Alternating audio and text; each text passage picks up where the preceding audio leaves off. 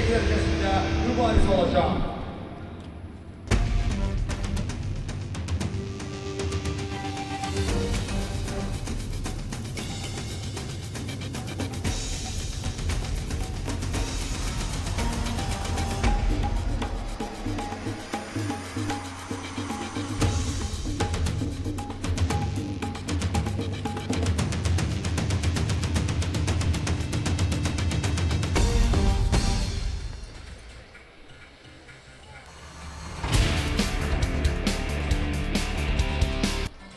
Good morning and welcome to day 2 of competition at the Baku Grand Slam 2017. I'm delighted to be sitting alongside former world champion Loretta Cusack-Doyle. A very good morning to you, Loretta.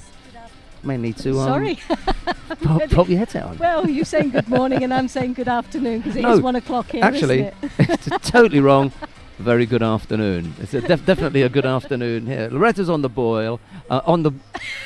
Yeah, Loretta's on the ball. Right. I'm just going to sit back, take it away. Right. Well, once again, delighted to be here on the second day of this Grand Slam tournament. And yes, we have got some very exciting matches. The numbers are low, but saying the quality of athletes are here. So we're going to have some really good competition.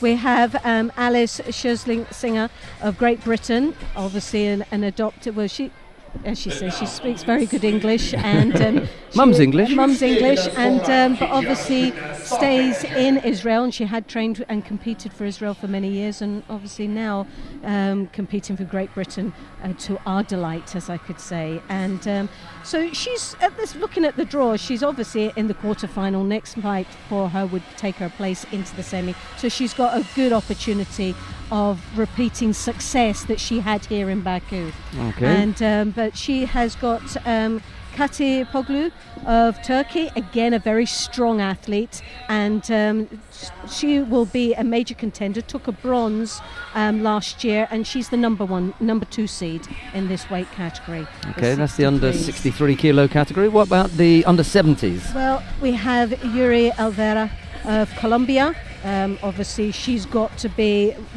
she's the top seed here, and she's got to be the biggest favourite in this weight category, Olympic silver medalist in Rio 2016.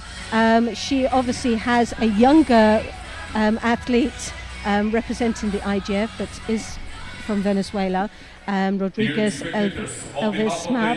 So for her, she's a 20-year-old young athlete that's nipping at the heels of Alvera, and again has got to be a strong favourite for a medal. Okay. Obviously, you've got a little bit further down, you've got Barbara Macic as well, which you can't write her off. Well, we've got the battle of the Dutch, I think, really, in the under 78. I think that's going to be tomorrow. We got the two men, 73 and 81. Well, 73s again is a really good competition there. Well, we've got the favourite's got to be the Azerbaijan, Rustam Ogruv, number 1 seed, and he will be the biggest contender and the biggest favourite here for a gold medal. Should please the crowd, yeah. But it is a tough weight category, a really tough weight category. We've got Lasha Shadashvili of Georgia. I hope I pronounced that well. That's all right. That's a tough one. And also we have Nakaya of Japan as well. So I think full house then. There's got a few good names in there. What about in the under 81 kilo category? Ivlavio of Ivanov of number 2 seed. Again, he's got to be he's the highest ranked in the 81 kilos, and but he will be challenged by Frank de Witt, who's had some great performances, and obviously he had a very disappointing outing in Düsseldorf. But he's got that character that I think he'll bounce back very well in this tournament, and he'll be out to prove himself. So that should be a really good weight category to follow. And so for me, 81s I think is a category to start with, because there's such depth in that, and we've got 19 athletes all battling away for that number 1 spot. Okay, the under 81 kilo category it is. And we're going to start by taking a look at the contest on mat number 1 between Rufat Ismailov of Azerbaijan. He's up against Sunatullah Azimov of Uzbekistan. It's Ismailov in the white judogi, Azimov in blue.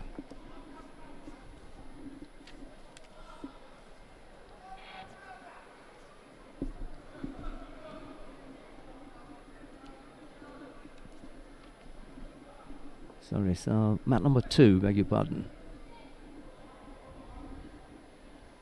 We should have the Azeri Ismailov and the Uzbek.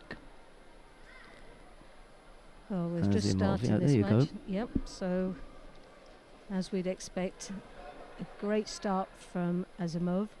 He comes in there with the drop Sianagi.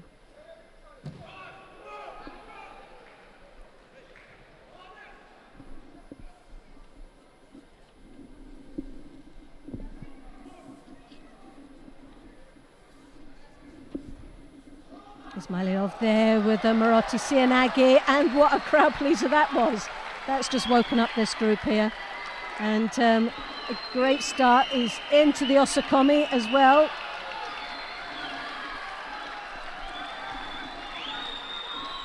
Well, that's a great start for Ismailov. Sadly wasn't able to hold his opponent for that length of time, but still a great start for the Azerbaijan.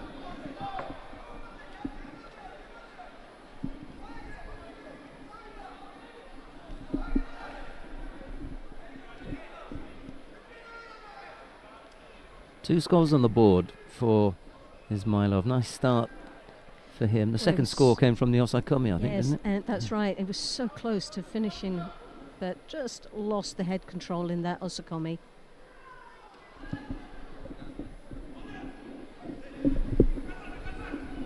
The next contest on Tatami 1 is first round for men under 73 kg. In white for Kyrgyzstan, Ismet Amanov. In blue for Uzbekistan. So lovely drop Sianagi again for Azimov. We've seen that a little bit earlier on in the first 30 seconds of the contest.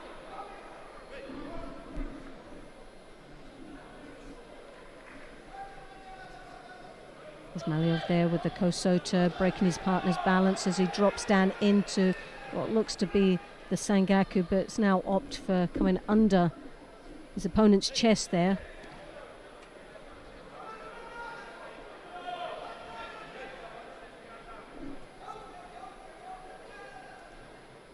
Well, this is a very exciting first match out here, especially for the supporters out here. This Azerbaijan is doing extremely well.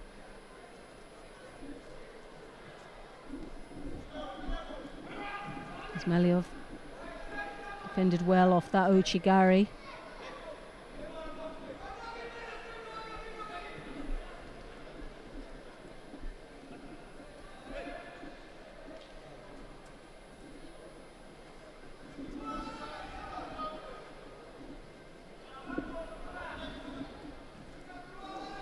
Again, an attempt of a Sianagi, but that was a major mistake from Azimov. As he come in for the Ippon Sianagi, he entered back out and got caught to the rear.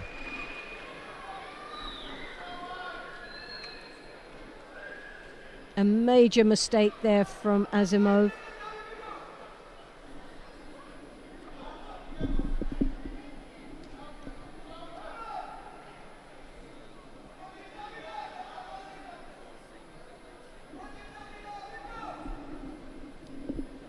Well, Ismailov there takes a very convincing win and into the next round of this men's 81 kilos.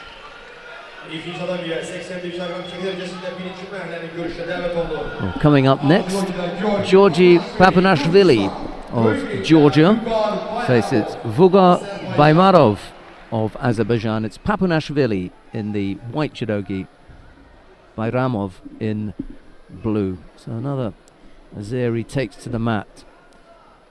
Saturday morning, there's a few people in. It's a big venue. It really is. It's a big venue. It's got a lovely atmosphere here, and you can just see the highlights of that last match, and there was the mistake. Yeah.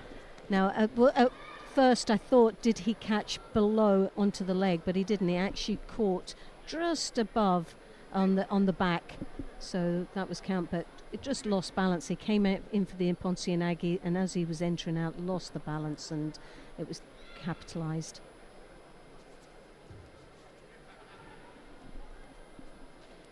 Baku there in the white from Georgia. You were talking about Busrakatapoglu, and I know that we've started watching Papanashvili and Bayramov, but we are going to get to see one of these again because they'll be in round 2. Yes. But the quarterfinals are already underway down on mat number 3, so I think we're going to have to go down to have a look at Busrakatapoglu. Yes, that would be very interesting to see. Nagruz Hajieva. So let's take a look at Katipoglu in the white judogi, Hajieva in blue, and I think you're right. Since she's dyed her hair a little bit lighter, she looks even more like Kayla Harrison Definitely, than she I was did in before. the warm-up area, and I had to take a second look to see who it was, and maybe she'll have some results like Kayla. If she can fight like Kayla, then she's going to be someone to watch. But no, an absolute double of Kayla Harrison. And there she comes in for she's as aggressive as Kayla there with the Niwaza. That arm lock is on, and she's had to tap out. It's a great start. I always feel a little bit protective of the women fighters from Azerbaijan, and where's the other place that they struggle to get? Georgia. Yes. It's in this region where men's judo is incredibly strong, and the women's judo is almost non-existent. I mean, we've had one or two from Azerbaijan. We've never had anyone really from Georgia in the seniors. We've got a few in the cadets and juniors now that are really strong, but not in the seniors, and they always look a little bit, as though they need protection. Anyway, we've got I always actually feel that with the Slovenian men. You just feel like you want to protect them and nurture them up to the level of the women. So in a flip around way, that's the same sort of feeling. Right, Andrea Leshki of Slovenia is on the mat now. She faces Gulzada Karimova of Azerbaijan. Leshki in the white judogi, Karimova in blue. It's a second quarter final in the under 63 kilo category. Well, Karimova there doing the drop CO, but left herself wide open there for the Slovenian to come in for the shimiwaza. Not quite sure if it looks to be on the chin there, so very lucky lady.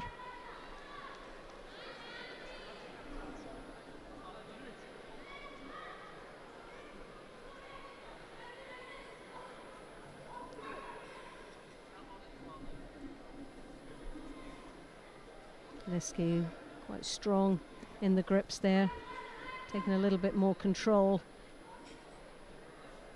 in this match. As you can see, that right hand on the lapel. She enters in for the Uchimata. A little bit scrappy is the finishing of that. She just lost the grip on that sleeve, which fell to rotate her opponent over.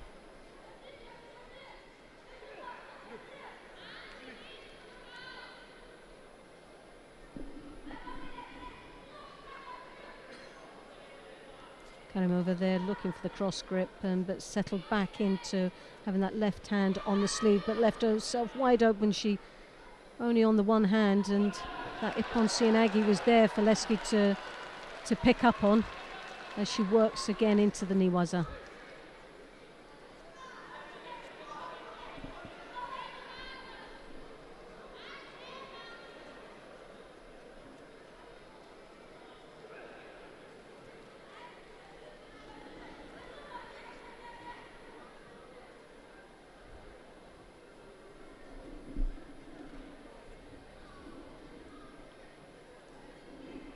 Leski with that left hand on the lapel, nice and controlling.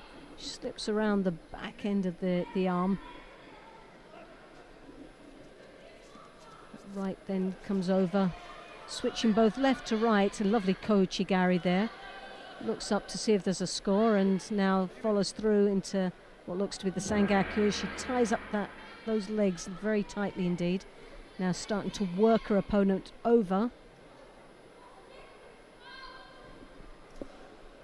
levers on that elbow, as you can see there, piling on the pressure for the shimiwaza. Osakomi is now called. Nice little bit of niwaza there.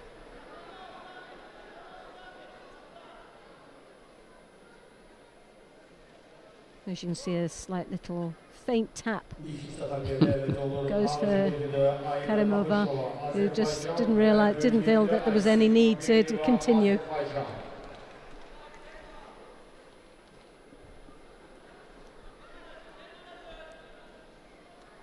And that puts Leski into the semi-final with Katipoglu of Turkey. So that'll be a very interesting I think that would be a good match-up. You know, we were talking yesterday about the kind of weapons that different fighters bring to their battles, their head-to-heads with whomsoever it is they're gonna face. And I think Leski and Katipoglu will be a good contest. Well, we are going to be jumping around a bit because we've got Rustam Orozhov, the Olympic silver medalist, down on mat number 1 shortly. He's going to be followed by the former world champion Nakaya Riki. So that might be something to watch before we get too deeply involved. But we hang on here for a little bit. There's no need to go to Husseinova and Shumakanov as yet. Let's take a look at Frank de Witt of the Netherlands. He faces Alexias Nefedov of Serbia. This is in the under 81 kilo category. Where are these? Frank de Witt's got to be highly seeded, hasn't he? In the under 81 kilo category. Well, Frank de Witt will be out to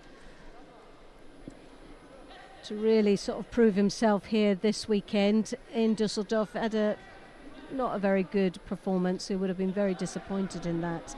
And but he's a very strong, experienced character that will come back very strong from that disappointment. And first round knockout, wasn't it? Yes, he just devastated for him. Oops, almost went there. He lost his balance. He came side skipping up there, which left him wide open for the Ashibare. But it wasn't actually the feet, it was just his slip there, his own doing.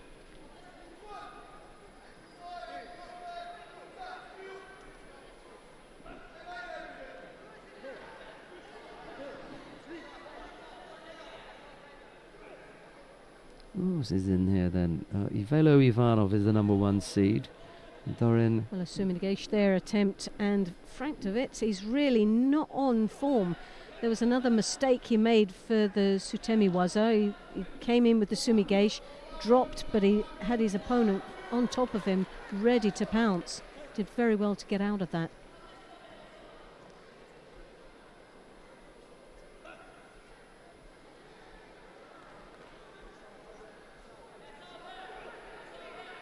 Nifedov there really going left to right with both lapels. Yoko Tomanagi, who tries to work into the Niwaza.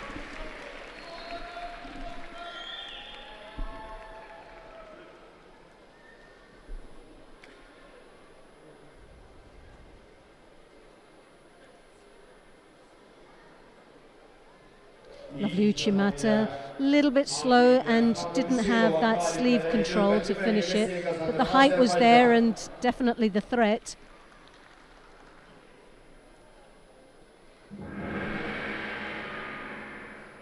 As he throws, oh, lovely Kosota, but just lost control, the balance, and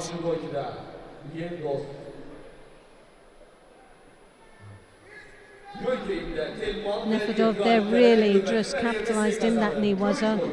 Once more, a slight error of judgment there when he attacked Frank de Witt, so he really is giving himself some problems.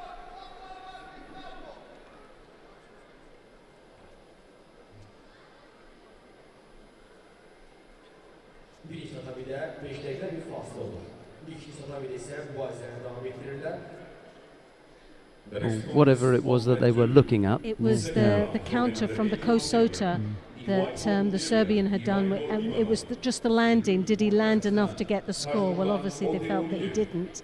But again, it was executed by Frank de Witt, and he's just missing He's just missing that little bit of sharpness. As he comes over here with He's some tied him lovely up bit of nicely here. End of niwaza. story. Well, he'll be relieved. He's got a tap.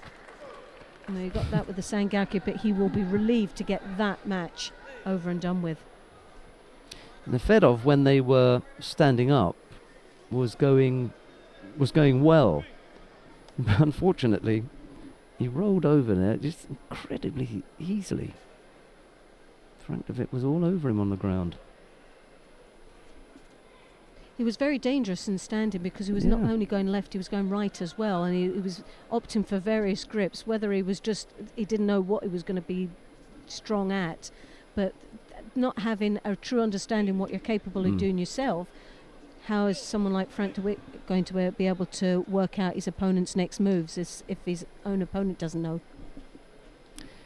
Coming onto the mat now, Saeed Molali of Iran faces Afik Safari of Azerbaijan. It's Molali in the white judogi, Safari in blue. This is round 2 of the under 81 kilo category.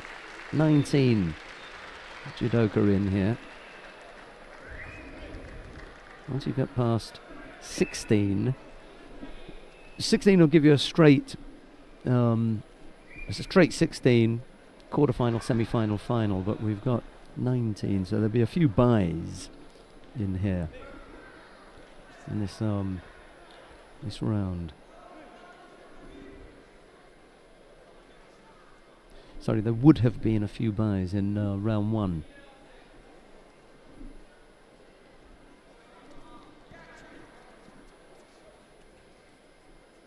So now we're down to the straight 16.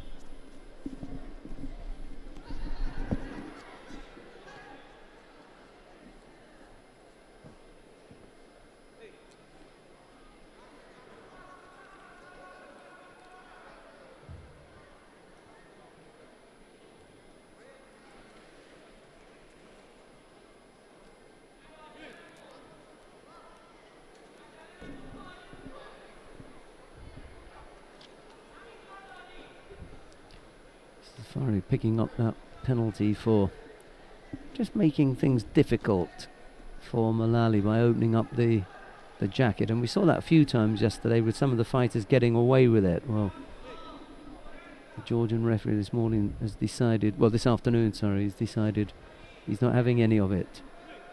Loosening up your own jacket, you get a Shido for that. Was that mentioned in the refereeing? I imagine that if someone from the commission had seen it, they would have pointed it out. But he's got something was very obvious, wasn't it? And I don't think it's to the advantage of the opponent, because that lax of gi means that there's too much movement, so it doesn't make the technique more as effective.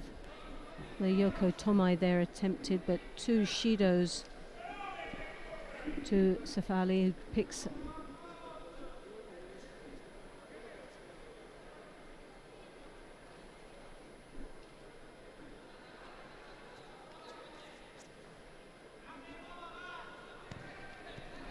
I'm just going to remind you at home that we've got 3 mats. Mat 1, mat 2, mat 3, and there's a commentated channel which Loretta and I are on. So if you're hearing us, then you must be on the commentated channel.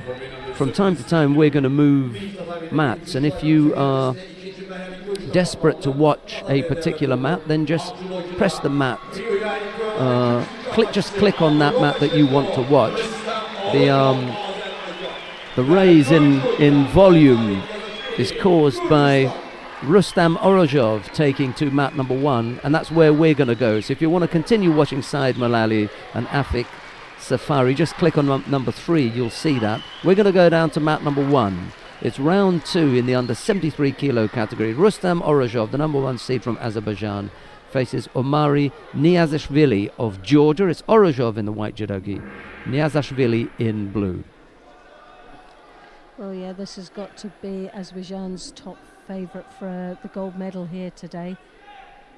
And what a lot of pressure on this man. He starts off well, very strong with the grips, and he directing straight into the niwaza.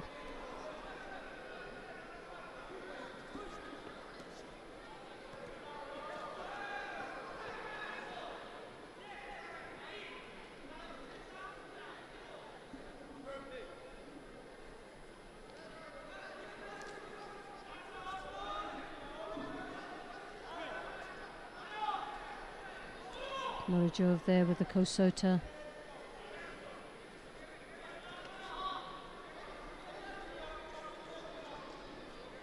Has that left controlling lapel sleeve. Now deep over the back with the Kosota as he levers off that belt.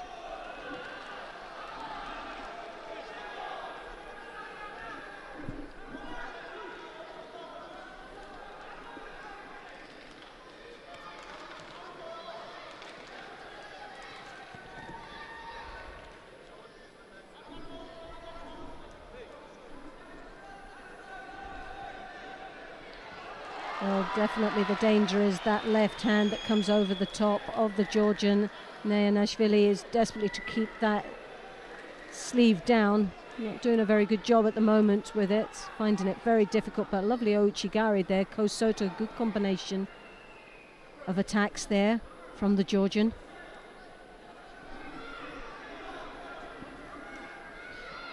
Kosota there, breaking his opponent's balance, looking for the Niwaza, but decides not to venture down there.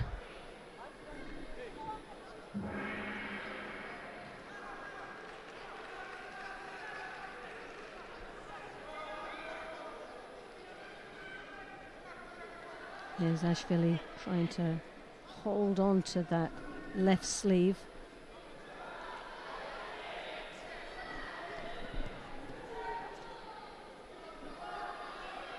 Well, I've never seen anything like that before, and all of a sudden just into Tatishio Gatami, but he waited for him to come down.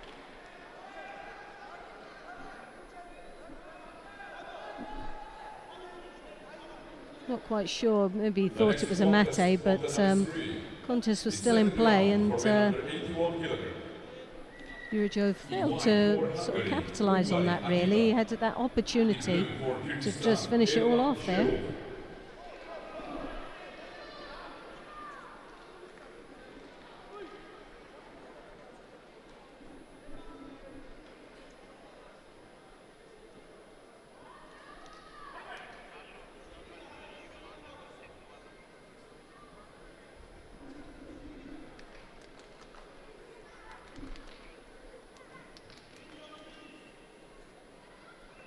And another Ouchigari that we saw earlier on.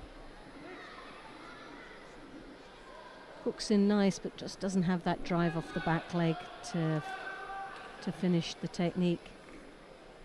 The next contest of men 2 is second round from in under 81 kilograms. And Ashvili with two Shidos, and you always sort of feel when they ask them to dress their gis that another penalty is coming.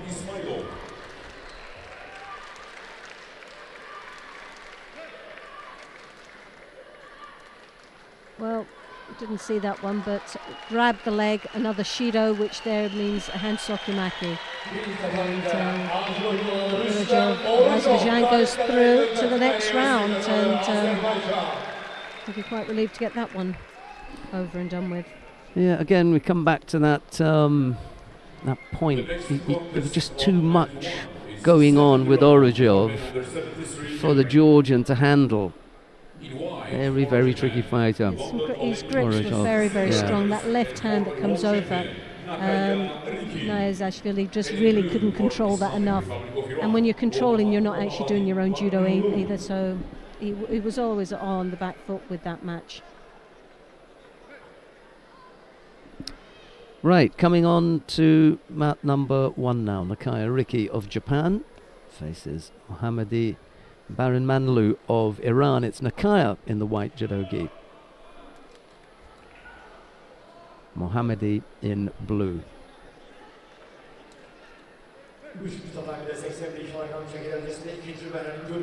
Well, I wonder if Mohammadi is really aware of who it is that he's going to have at the end of his hands here. Well, he'll soon find out. Double world champion.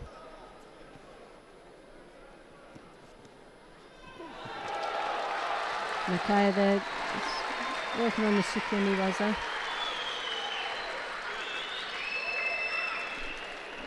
The Iranian just blocked it very strong. Didn't seem phased at all by that attack. Lovely drop Seoinage. Tries to draw his opponent. As you can see, the Japanese are very clever working with their feet. Feet tucked in between the legs as he tries to rotate.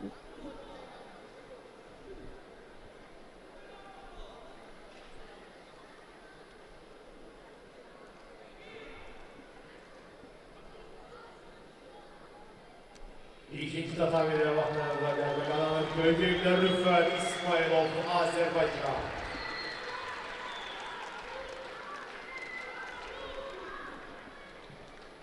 The next contest on mat 2 is second round for men under 81 kilograms. Well, he may be slowing Nakaya down, but he's not quite generating enough offense on his own to avoid picking up a penalty he's picked up. The Iranian looks very powerful out there. He's very strong. But definitely technical value. Well, Nakaya is oozing with that. As you can see with the Sangaku, he's hooked in with the legs there. Refereeing Paul Mate.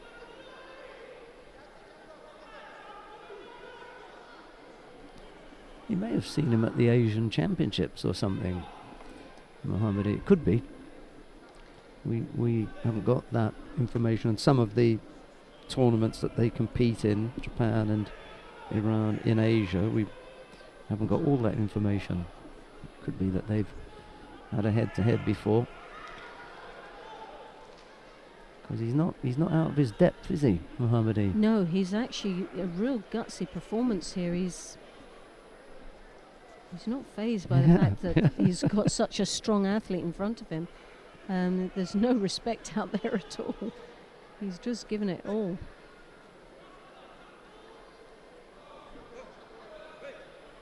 And for some of these athletes, it's not the fact that they're out with someone that's incredibly strong, such as Nakaya. It's the fact it's their first fight, and the thoughts of having to lose their first fight and be out of the tournament is most probably much harder for them to cope with than actually beating or losing to someone who's of world level. He picks up a second penalty here. Again, he's got very strong grips, but he doesn't have a very strong attack off it. Nakaya there looking for the arm lock. Mohammadi just picks him up as if he's a baby. Well, you said he was strong. Powerful looking man.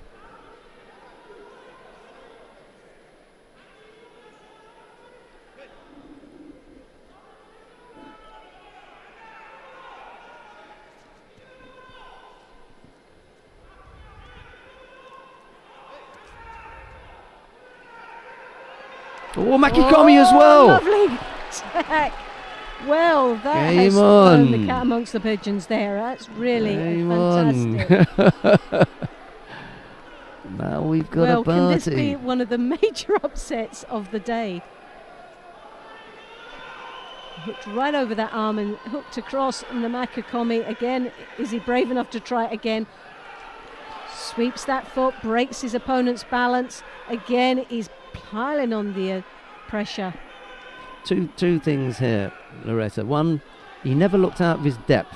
No, never. You know, we gave him a couple of minutes, and I thought, hang on a minute, you know, this guy's not getting rolled over. He's super strong. He's really a strong athlete, and he's not out of his depth. No. Maybe they've gone head-to-head before. Maybe he's well aware of who Nakaya is, trained in Japan or whatever. You know, he just had that look about him that he's going to get penalised there. What?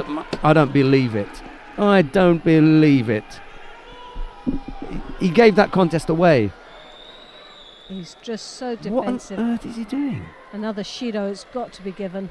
They've- And a he's hand got no choice. Got no choice. 37 seconds Who's in the left. next round? Orizhov. Okay, so it can't be that reason then.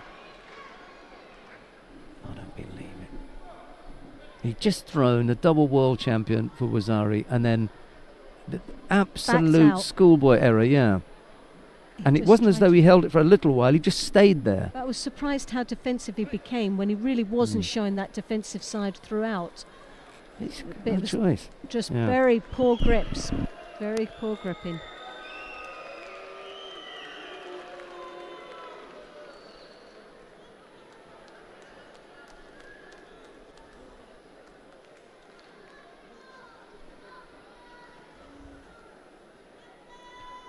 Well, that was a real disappointment, but for Nakaya, a bit of sigh of relief, I think. Could have been all horribly wrong for this double world champion to go out in his first fight. He had a bye in the first round and was scored a Wazari against in that Makakomi, but Mohammadi just threw it away in the last final seconds, half a minute in the contest. Kanovets now coming up from the Ukraine in the white, Mustafayev of Azerbaijan in the blue.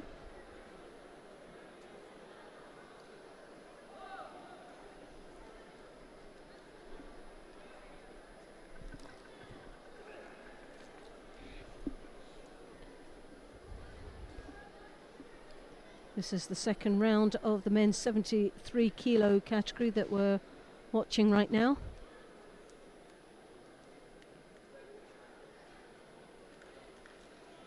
Good strong right-handed grip there from Kanovets.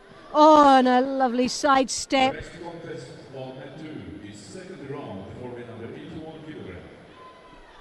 In white for Brazil, Eduardo Santos. In blue for Japan, Kohara Kenya.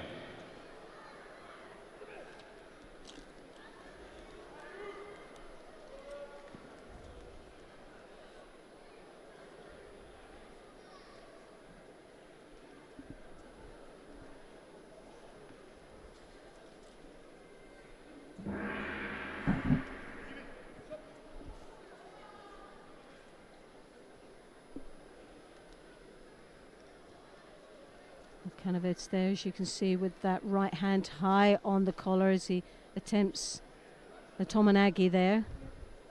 The number 3, the winner in white for Croatia, Barbara Matic. Barbara Matic will be in the semi-final for women under 70 kg. The next contest on mat 3 is representation contest for women under 63 kg.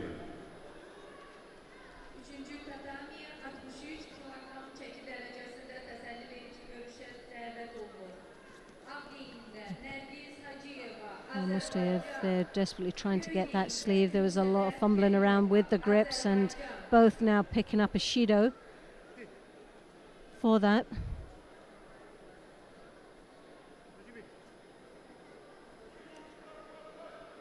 Kanovets again gets the stronger grip, as you can see, that controlling right hand up onto the collar.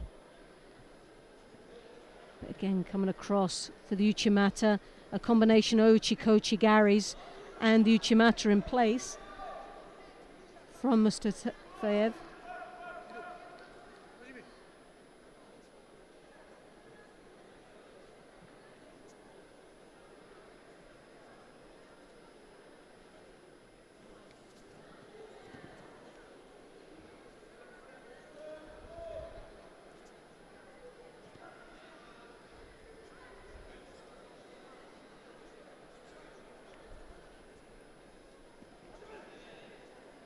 Well, just under halfway in this contest.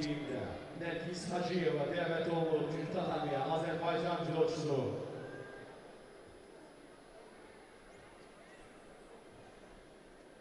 Both opting for the high collar grip. The Uchimata again, once more, we've seen Kanovets sidestepping the Uchimata. So close to countering as he follows now into the Niwaza, looking for the Jujikatami.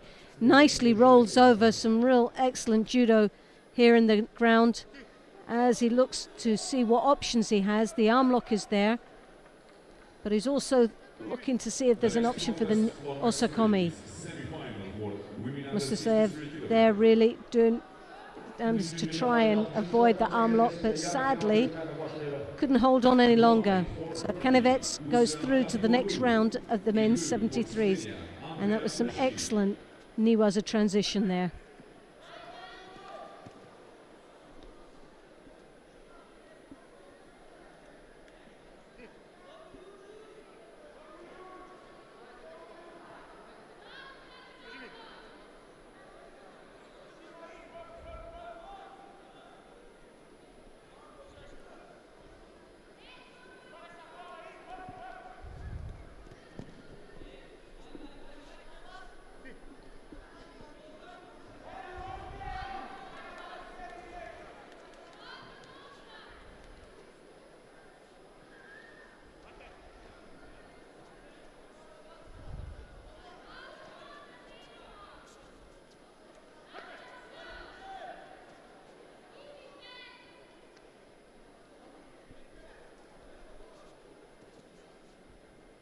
The next contest of Met 1 is second round for men under 73 kilograms.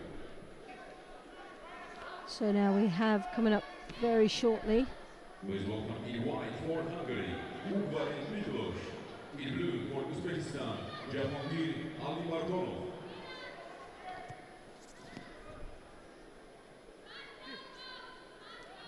Ungavari of Hungary in the white. Amadonov of Uzbekistan in the blue.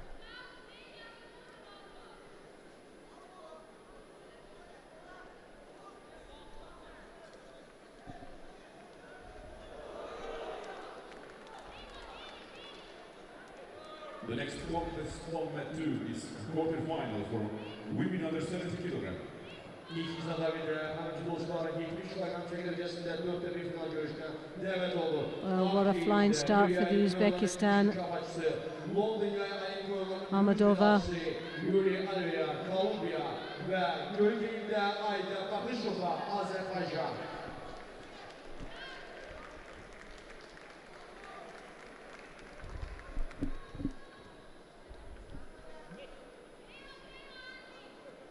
Well, that was a bit of a wake-up call for Miklos Ungavari there as he got caught right in the early seconds of this contest.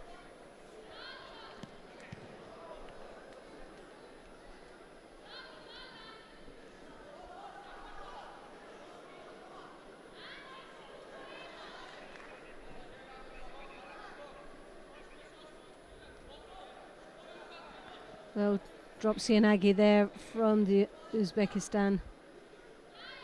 Working away there. Ungavari looking for the opportunity in the Niwaza.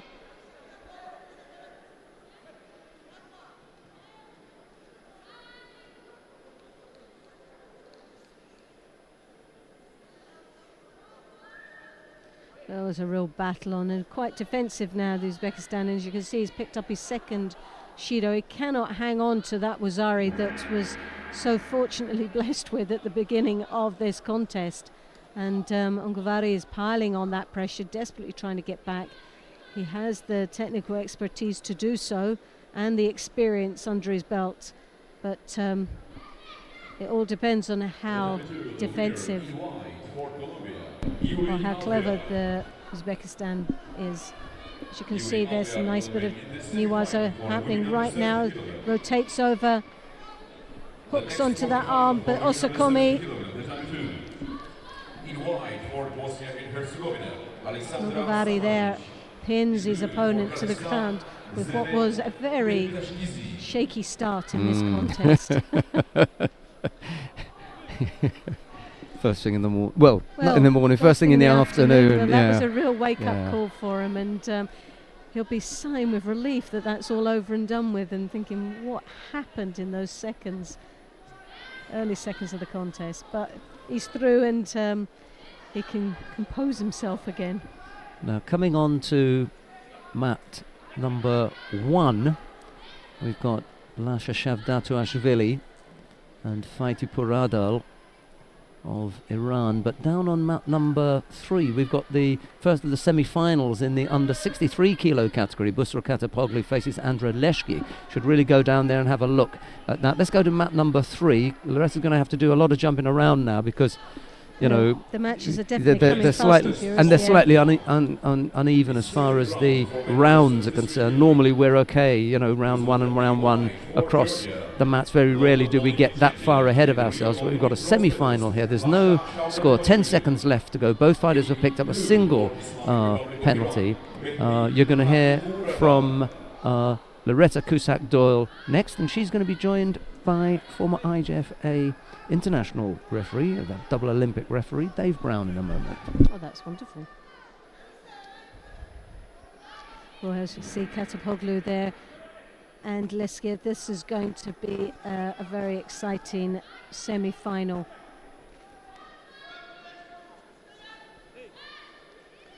And good afternoon, Dave. Good afternoon. It's actually warming up in here. But it's definitely warming up here. Some outstanding performances so far, and this is again a semi-final in the women's 63s. It was one of the smallest weight categories we've had here for the weekend, but the quality of athletes are here, so that's the most important thing. But we're just saying that Katipoglu there of Turkey in the white, how much she looks like Kyla Harrison there. I had a shock in the warm-up area and thought she was so much alike. Yeah, just slightly smaller across the shoulders. Maybe doesn't have that as much of aggression as Kyla Harrison has, No. but You're right, they're similar. But it's mainly down to the hair and the ponytail, I think.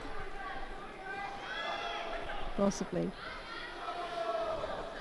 So it's again in golden score and just a Shido apiece with both these athletes.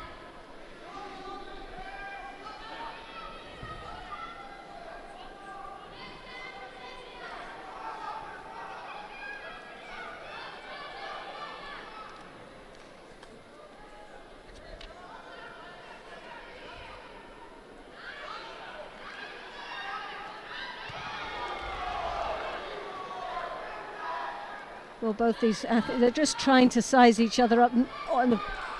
There was a counter that went horribly wrong there. That's right. For Katipoglu.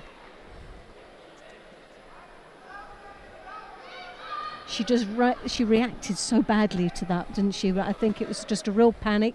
Got herself all tied up with the arm being caught, and then just made the wrong move. Yes. Golden score is no forgiveness. Well, she's definitely not forgiven. Well, it takes her into, even though she's lost that match, she will go into the repechage. Yeah. And will have an opportunity to come back for a bronze medal a little bit later on. Andrea Leschny will be in the final for women under 63 kilograms. Well, this is another interesting match. Frank de Witt didn't have a great performance in Dusseldorf. His first match, it started off really poorly and looked a little bit unsettling, as if it was going to go all horribly wrong like it did in Dusseldorf. But he managed with his Niwaza, he sort of brought it back in, and he's here now in the quarter-final with Mali of Iran. Yeah, I watched that fight earlier. It was Well, it was a bit of a scary yeah, moment it wasn't that for pretty. Frank de Witt. At the end of the day, it doesn't matter how you win, so long as you win. Well, that's what they always say, but it can be quite unbalancing and unsettling for the athlete as well as they're going through the stages if they know that they're just not firing on all cylinders, really.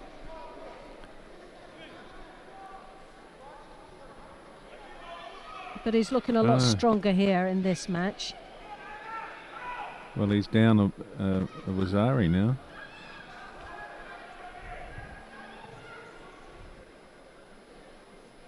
As he looks, well, this is where he's got a lot of knowledge in the Niwaza, and he's very comfortable down there. We saw it in the first match. But Iranian, as we saw in earlier, is very, very strong. Okay. Well, this guy's not overawed by De Witt and his Newaza. He's having a go himself. Working his way round. Got control of the upper body there. Well, he's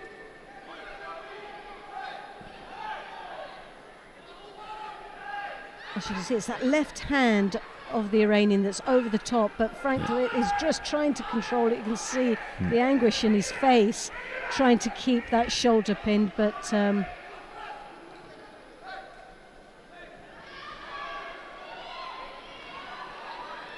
just over 2 minutes and 13 seconds left in this contest. Still a long way to go. Frank with that deep belt grip.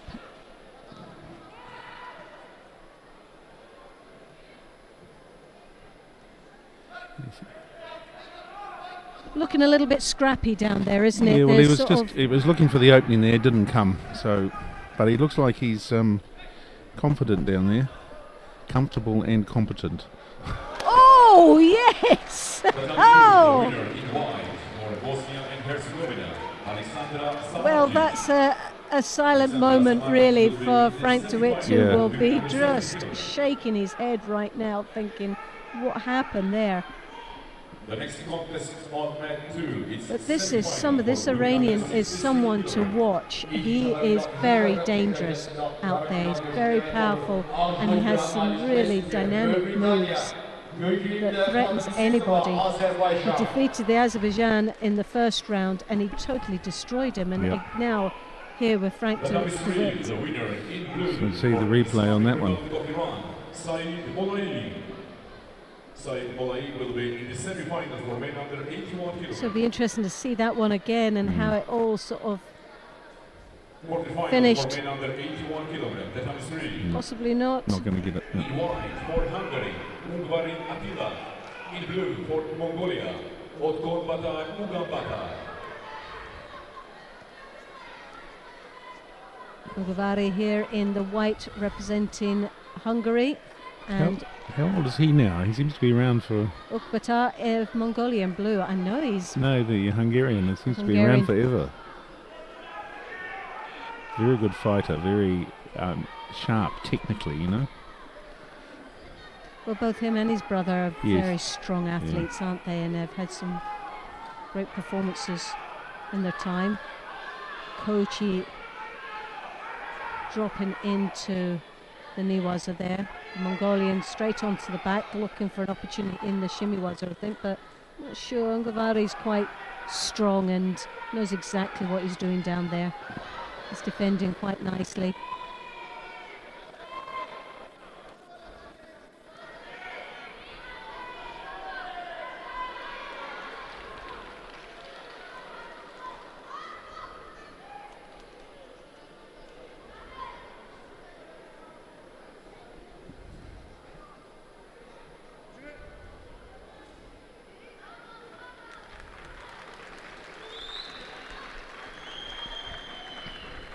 Kochigari, nice from the Mongolian. That was lovely execution. Because he was looking a bit... He was backing off a bit, wasn't taking a grip, but he saved himself with that attack. He was getting overpowered by the arms over the top, and he was getting a little bit flustered with that, and as soon as there was that sudden break of grips, he just slipped in with the Ashiwaza. The Mongolian looking quite comfortable down there, and Inserting, yep, and he's got it. he had the Shimiwaza there. That was a nice bit of Niwaza.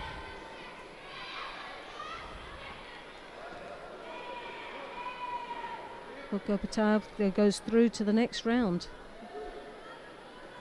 It's quarter-final, that one, so Into the semi-final.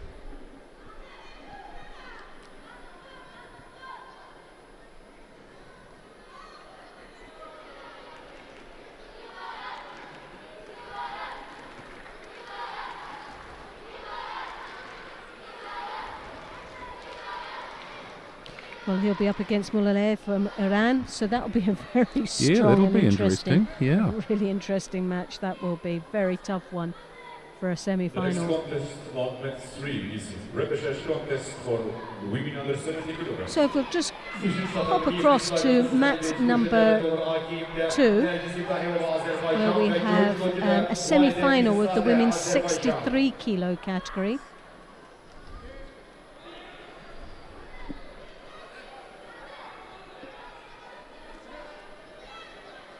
Maybe not.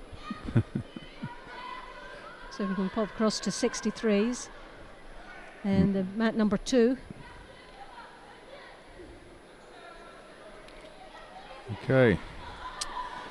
Scherzinger there, Wow, lovely nice. attack. We just caught the back end of that. 3 Wazaris looking very convincing out there in a place, working our way to the place of the final of this women's 63 kilos. One of the, like I said, one of the smallest weight categories, only 7 competitors. And of course, you have no bias here, of course. No. Not at all.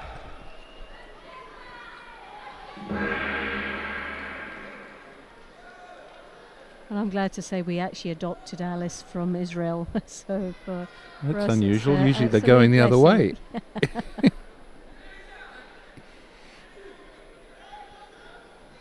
Well, Alice Searsinger there goes into the final of this women's 63s.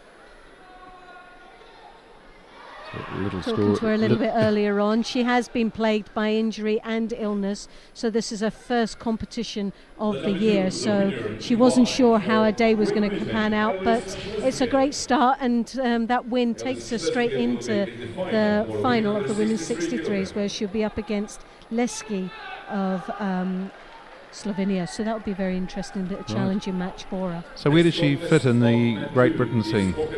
Well, she's number one in the under 63s for Great Britain, but she self-funds herself. Obviously, she lives in Israel, but and travels to Great Britain for the training. Yeah. So she got someone who's a 63 for Israel. Do you know? Remember? We don't have anyone here. No, but I just wondering, what forced that. They've actually got some strong young athletes coming through. Yesterday, the Israeli team had some wonderful performances. Picked up a gold medal, a bronze, and 2 fifth places for Israel, and so close to being medals in those bronze medal finals. So they're always a team to be reckoned with. They come out very strong and determined, and they got a good, here we go. Nice. Lovely. So this is the quarter-final and the great start there with the 81 kilos. 81 kg, Bulgaria and Azerbaijan. So that beautiful throw has put Azerbaijan ahead, much to the delight of the local crowd.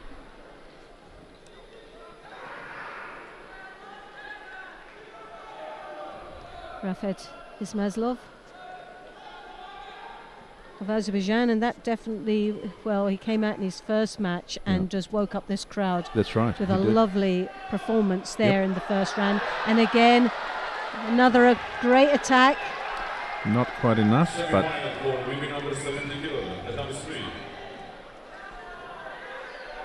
white for International Judo Federation, Elisma Rodriguez. In blue for Croatia, Barbara Madic. Ivanov there picking up the first Shido. A little bit of salt in the wounds as well, considering the pasting he's getting out there at this moment. He's not finding it easy in this contest. This Azerbaijani, he's just look at his demeanour. He's very relaxed and sure of himself. He's not phased. There's no tension in him. As it comes through the hips, Nishimata up there and following through into the Niwaza as he tries. Not really got much secure on that head, but I don't think he really was looking for the Niwaza. 2 Wazaris, and he's in a really comfortable lead right now with 2 minutes and 18 seconds left in this contest, the quarter-final of the men's 81 kilos. Ivanov there looks really apprehensive. He's really cagey, doesn't know really where to place the hands at this moment. Well, that's what I'm saying. The difference between the two fighters is quite marked now. Well, you would be a bit tense if your 2 Wazaris down, of course. Well, it's really which mistake am I going to make next sort of thing. But there was a nice strong right-handed grip there from the Bulgarian, but failed to use it as quickly. It just showed the strength he has, but really doesn't have the follow-up in the attack. Once more, you can see that hand gets up there, draws the shoulder in, but he's leaving it open. He's leaving himself open. He's showing the leg, but he's not actually engaging. Sunigay attempt there as he, again, really not wanting to. He's giving something like 40% out there.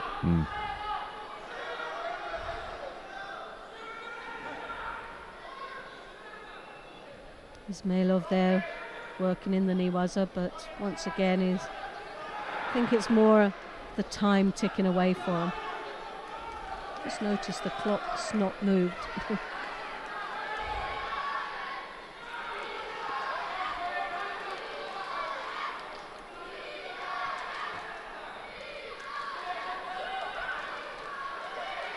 Again, the Bulgarian Rio Sota hops around. You have to dig in a little bit more and pull more onto that sleeve. He left it light on the sleeve side. This is the risky time for the Azerbaijani because when you sort of sit secure and you're backing off a little, he's decided not. Yeah, you can get this, but you can get caught. Yeah. Ismailov there, a drop, but it was a very poor drop, and I'm sure the referee will give him a Shido for that. Yeah.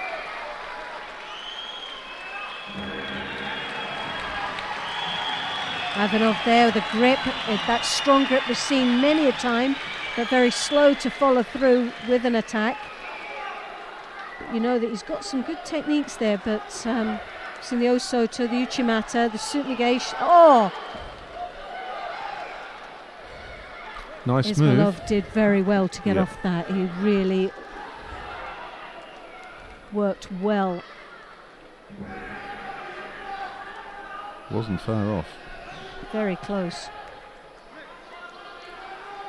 Well, 22 seconds left, and the Bulgarian is piling the pressure on the Azerbaijan. Drops Yanagi. Oh, it's so close. But he's got a lot of work. He's got two. He's got to have an Ippon from this. And in 7 seconds. 7 seconds. Well, I think the fastest Ippon we've seen was within 3. But I don't think that's going to happen here today. No. No, but on the other Goes side the it other did. Ismailov there finishes it in style. But that's the sort of thing will happen. Someone's either going to get thrown for 10, and when they're chasing, they can fall onto these Ippons quite easy. So, but again, a nice finish for Ismailov of Azerbaijan, and the crowd will be delighted with that because that takes him into the semi-final of the men's 81 kilo division.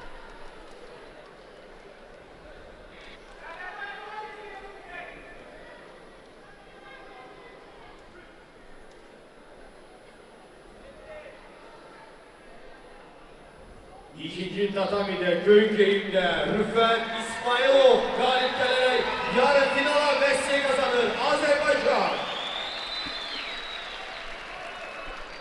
I think we stay here. It's the Next fight is Georgia and Japan. So that will be a very interesting one. yes, it will. Tatamide 85 kilogram çekilir öncesinde nöbetli 4'te 1 final görüşüne başlayalım. In white for Georgia, Georgi Mamunashvili. In blue for Japan, Dohara Enya.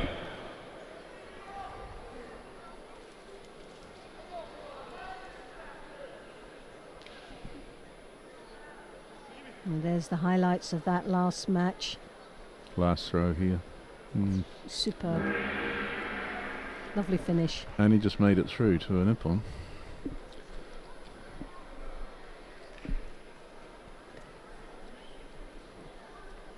So here we go. Papanashvili there of Georgia in the white, Kohara of Japan in the blue. Ooh.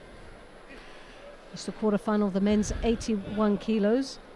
Top half of the draw. International Judo Federation, Elvisman Rodriguez. Elvisman Rodriguez will be in the final for women under 70 kilograms. Kohara there with that left hand on the lapel, working his way with the Sutumi Wazo into the ground. In white for the Netherlands, Frank de Wieg. In blue for Hungary, Ugvari Attila.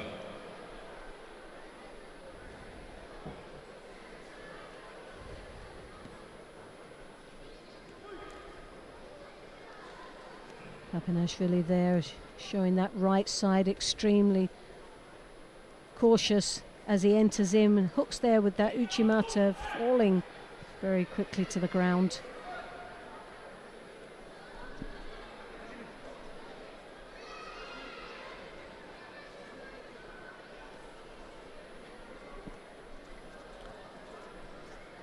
It's interesting. The coach is the guy that won the Beijing gold medal in the under-90s when I was the referee.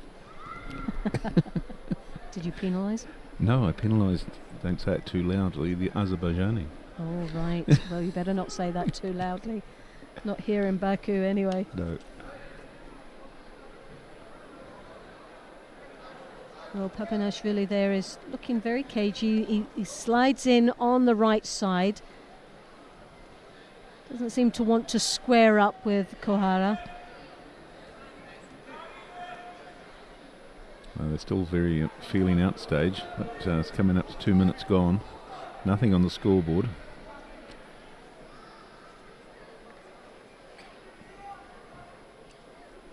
But no sign of dominance from either.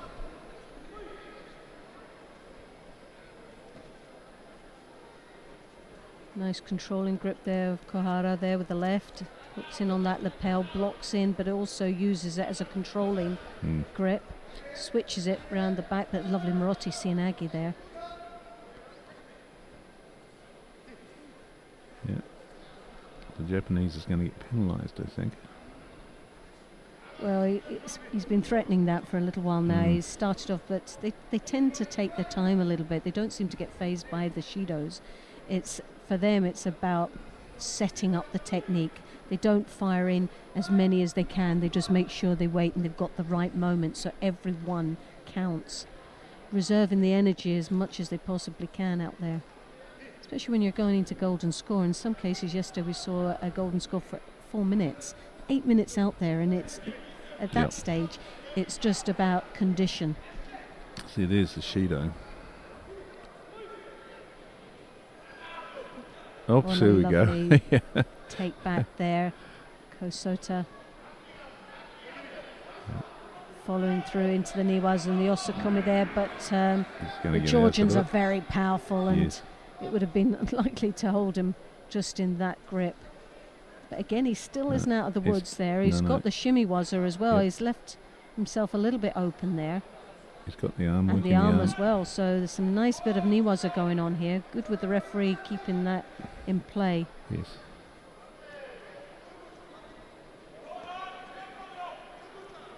It's not going to happen now.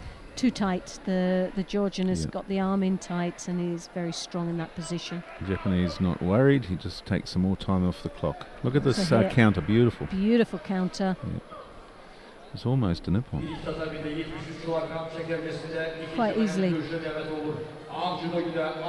Maybe just slightly side on, like slightly off, yeah.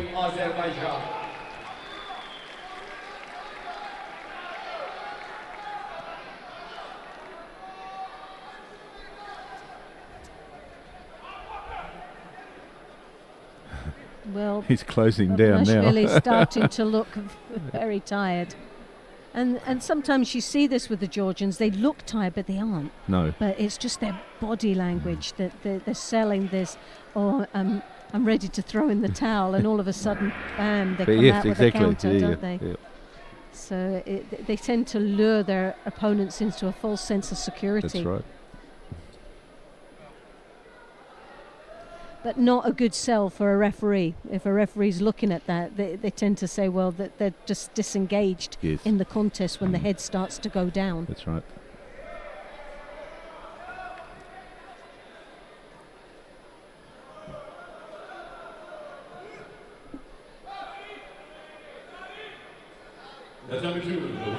Well, the win there goes to Kohara, and he's into the semi-final in the men's 81 kilos.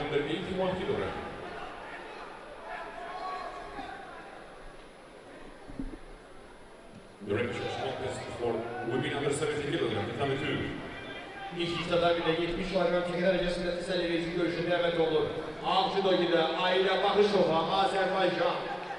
Gölge'inde Zeynep Stakizi, Kazakhstan. Highlights of that excellent bit of judo. It was side and then back, so that's why it wasn't Nippon. You watch the. But well anticipated as he went down. He started straight away to manoeuvre on top into the Osakumi. Yep. What have we got now?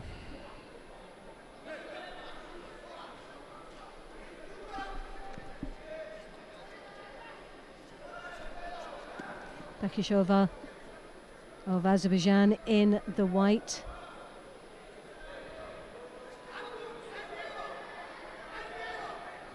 And Kazakhstan, Bek Taskishki. Some of these words are. That's right. That's why I left it to you. Here we go.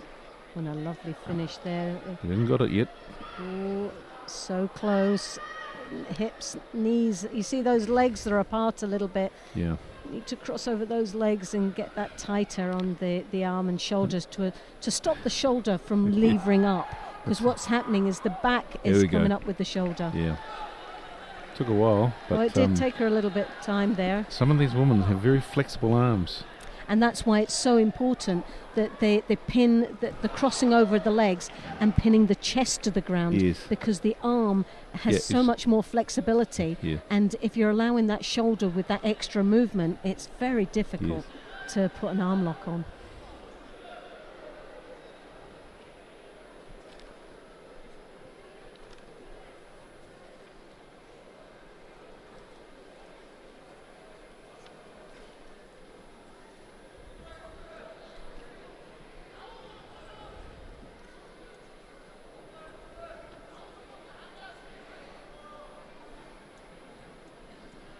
Semi-final for women under 70 kilograms, at number 2. Well, what we'll do is we'll go up to mat number 1. For Colombia, Rio Olympic silver medalist and London Olympic bronze medalist, Yuri Alvear. And in blue for Bosnia and Herzegovina, Alessandra Samardzic. So the men's 73 kilo category. And then a fight between Japan and Azerbaijan should be interesting. Well, yes. It's a quarter-final. Yeah, it's the next fight. So we've got less than a minute of this fight to go before we see that. So Silva Pombo of Brazil in the white. Telman Valiev of Azerbaijan in the blue. Recovered out of that well. No, we have a look. I thought he'd got out of it. Well, crucial time to get a score. And he did.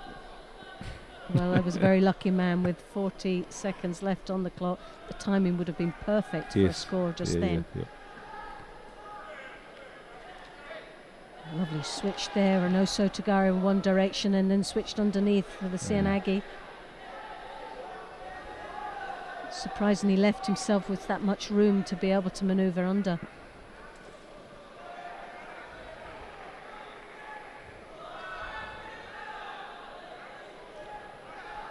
Pombo there with a Makikomi attempt there, falling onto his face, leaving himself very vulnerable down there in the Niwaza. As we can see the pressure now, Valiev looking for that juji. And that's of course the benefit of the new rules. You can't sit on your coca. No, that's true. See, in the past, this last minute would have been blue shutting down or just doing enough. That's now what we've been saying for quite some time now with the rules. It has made the judo much more explosive and attacking rather than being as defensive as it used to be. And to win a match, it's really sending out the right messages that you have to throw. Sure.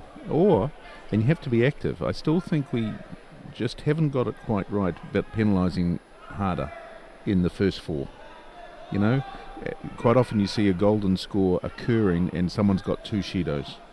Yes. And you almost think, well, 4 minutes they got 2. You know, why wasn't there a third? You know, it's yes. And quite often in that situation you go into that fight and then the guy with the 2 shidos loses anyhow. Well, we were talking about that with the shidos, and sometimes, 9 out of 10, a lot of attack there. Oh, wonderful finish.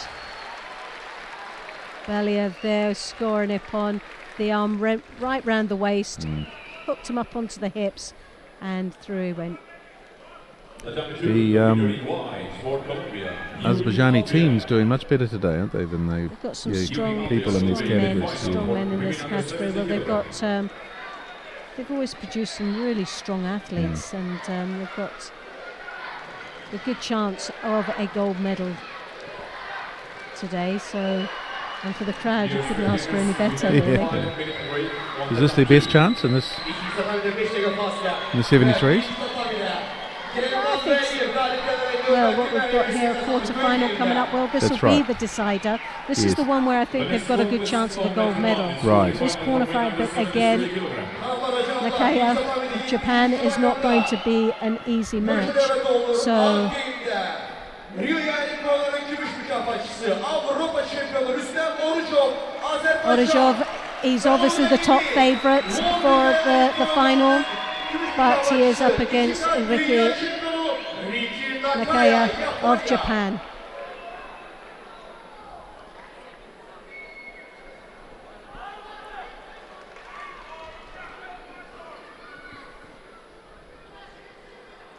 Well, Nakaya there trying to keep that sleeve, as you can see, of his opponent's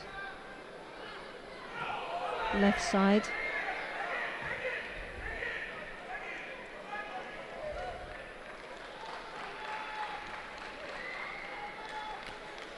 Japanese going to find it hard to throw with that grip. So he tried, but he's no control. And both of them are opting for the tactical move of keeping their sleeves down, because the danger is both of them having one with the Seonagu from Nakaya, and which coming across underneath is going to be much more effective than leaving his sleeve out, and Orucov coming over the top with the high collar grip with Uchimata. So they've both gone into it again. Both they're looking at maintaining that sleeve. That's the danger for both of them. But while doing that, it's restricting each other. That's Medal right. 3, the winner in white for Islamic Republic of Iran, Said Bolai. See that left hand high there on that back, the Uchimata. What he's got to be careful is when he comes over high, it was the Marotti Seonagu that comes underneath. Well, that's what he's looking for. That's what the Nakaya. Japanese looking for. Now the only time he'll be dangerous with that drop Seonagu is if he moves his opponent, because Orucov is strong at defensing if it's static.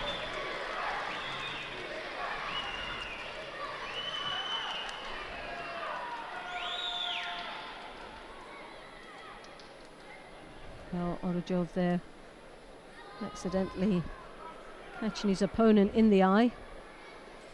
Bit of fair sportsmanship there.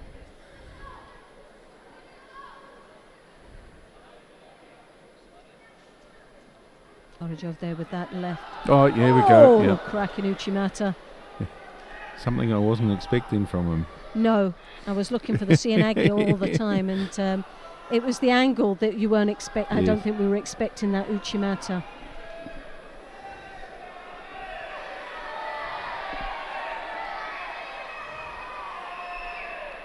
Well, it's got to be Usakumi. It was, well, it was Usakumi, and then he set up straight away. But I think he just wasn't going to make that much effort in the position he was in. But gave obviously a very clear message to the referee that no, it's not Usakumi because there's no control. Exactly.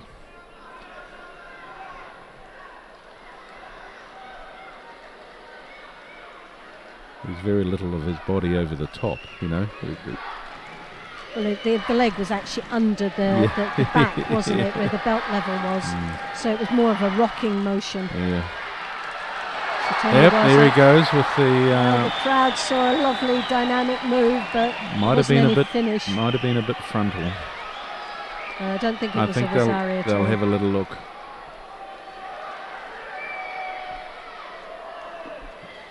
Well, the care system will have a look at that, but from this angle it didn't look like a score. It's got 1 minute 20 seconds, so he's still got plenty of time. Yep. But now on that chase, this is where he's going to leave himself wide open for the hip throws, the Seonagus and the Uchimata that we just saw a little bit earlier. And position he doesn't want to be is in that Niwaza, because the time's just ticking away nicely for him. Don't know whether the oh, it's on. Not quite. Well, he did very well to avoid that one.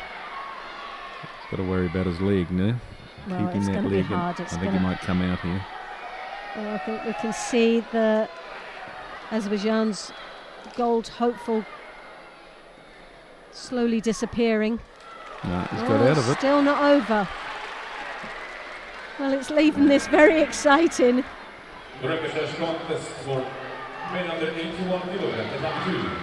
Well, there's a real desperate look on that man's face, wanting to come back in here, but this is where he can either throw for 10 or he can get levelled here with the Japanese.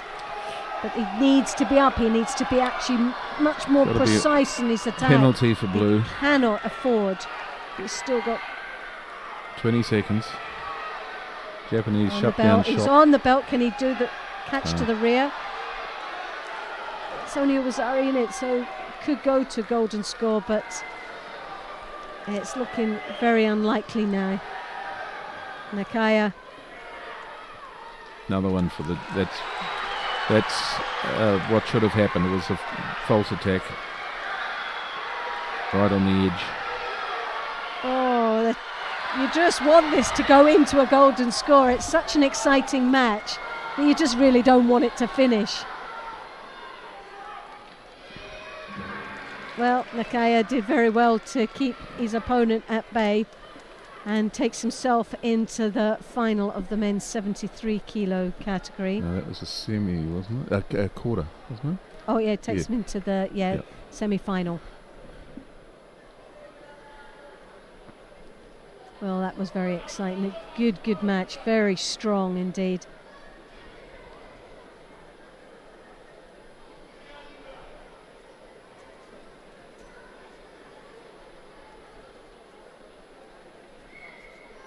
Let everyone, the winner in blue for Japan, Nakaya Riki. Nakaya Riki will be in the semi-final for men under 73. Well, that's face says it all. A wee bit of a smile on his face, a bit relieved. Yeah. The pressure was on. For men under 73 kilograms, that can be won.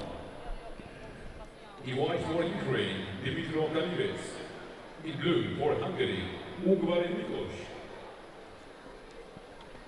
Yeah, you see, they've just replayed that throw. If this is it, you watch his. He's barely got control. Yeah, he lost it, didn't Yes, it? he There, did. but Well, the Azerbaijan guy sort of twisted round. Here we go. You watch it from this complete angle. rotation. Yeah, it's clearly a. Well, A they're saying new now Wazari. the new Wazari. I was going to say. I was going to It's say the clearly Yuko. a Yuko, but I can't Clearly say a Yuka, but the Wazari. Yeah. Or a Uwaza. Maybe that's what they should have called it. No, Uwazi, Uwari.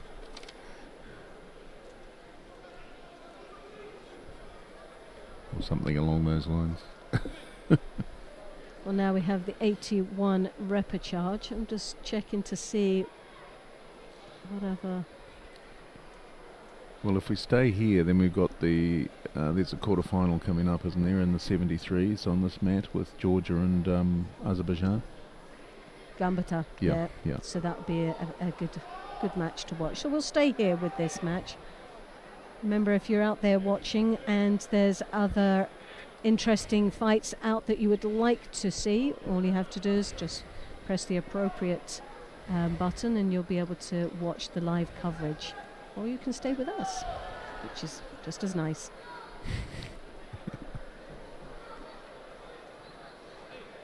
Ivanov there of Bulgaria in the white, Papinashvili of Georgia in the blue. This is a repechage match with 1 minute and 18 seconds left in this contest.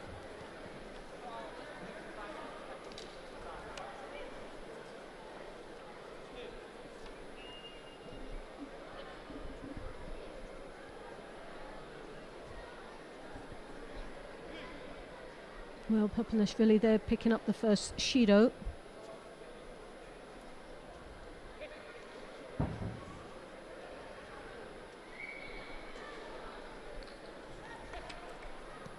It's a fair way into the match.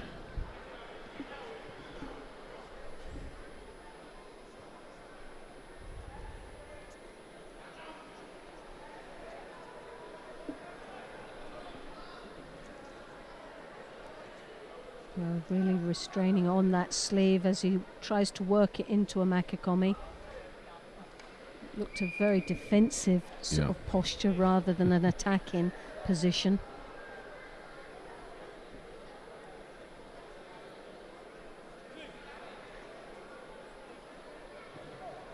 Just under half a minute left in this contest. Looking very close to going to golden score.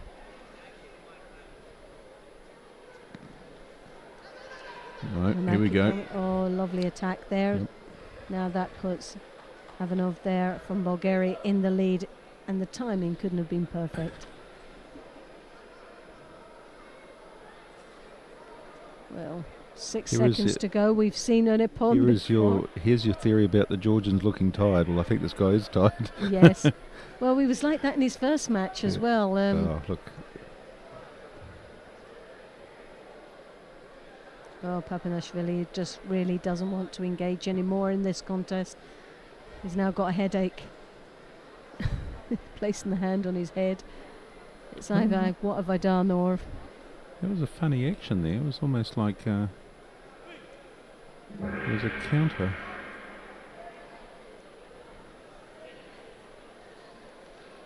Well, Ivanov there goes in to the next, the repechage final.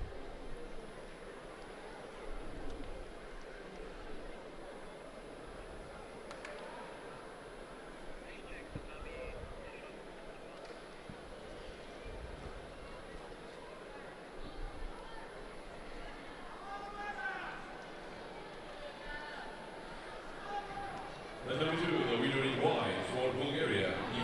Well, the next one coming up in the 81 kilos is the first semi-final, and with Azerbaijan, which again another chance for the home country. Home country, yeah, the home country to take a place in a final. Kohara is up against from Japan.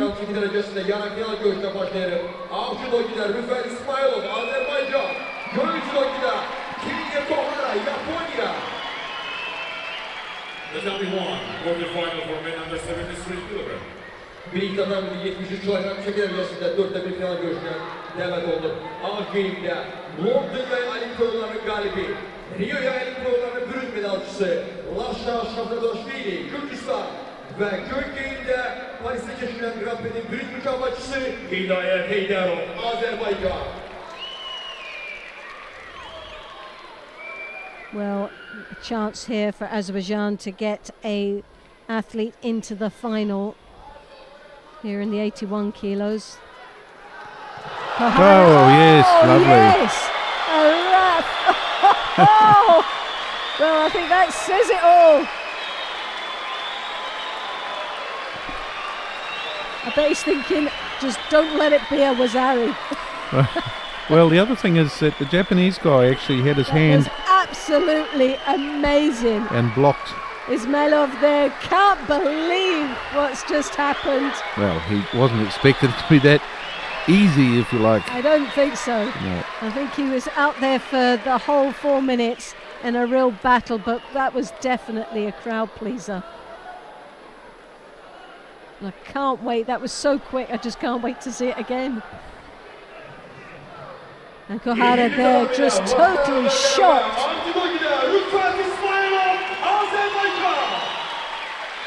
Ismailov there running off the mat in case they change their mind, I think. But No, there was no doubt about that. Here we go. See the Japanese blocking with his hand there. He didn't have control. Well, he came under the belt, Yeah. and he just rotated the Yeah. core of his opponent onto his back. Fantastic little bit of a movement there. But if you He look at the just Japanese hand on that right-hand side is very low. It was a right, see? block, Yeah. and then he it- twisted his it- body. It created the space for that throw. Beautiful attack there, but he just went for the core. Well, that will be something that will be practiced in many a dojo after that.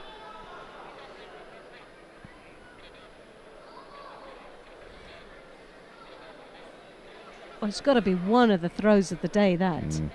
Fantastic. Well, my throw of the day yesterday was that Koichi-Oichi combination. Oh, fantastic, yes. Unfortunately, the player got injured. Yes. Do you know what happened to her at all? She had an old knee injury. Right. We thought it was the shoulder because she Right. landed Yes, so yes, heavily in yeah. that final. But apparently she came with an injury that was just Right. on the repair. Okay. But when she hooked him with the ouchigari, Yeah. that's But when that was it just caught them in. beautiful. Oh, it was Just an classic. It was classic. Yeah. Shadidashvili here of Georgia. This is the quarter-final of the men's 73s. Haydarov of Azerbaijan in the blue.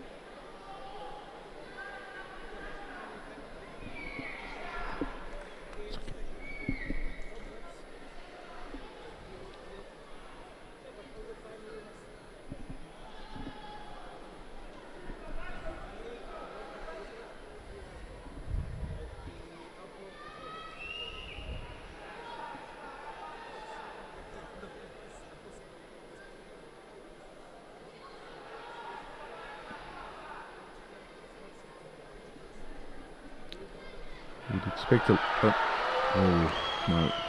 expect a lot of this here, don't you? Azerbaijan versus Georgia, two countries. Well, both side of by them side. like to be very close and up personal, don't they? Yeah. And they don't leave themselves much No. room to manoeuvre.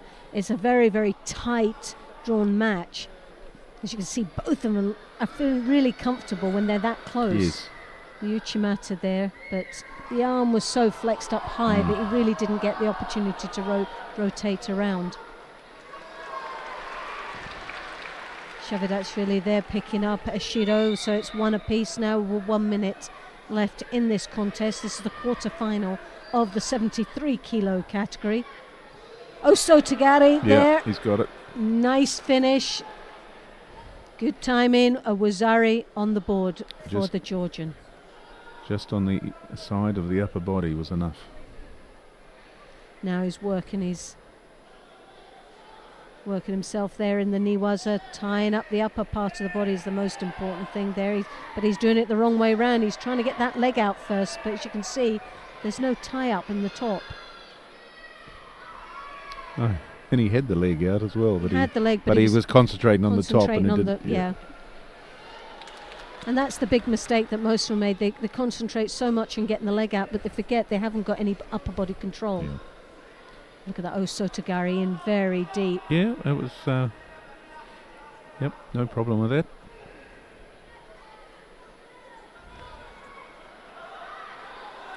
Taking the bottom end of the gi there, as you can see, using that more of a lever.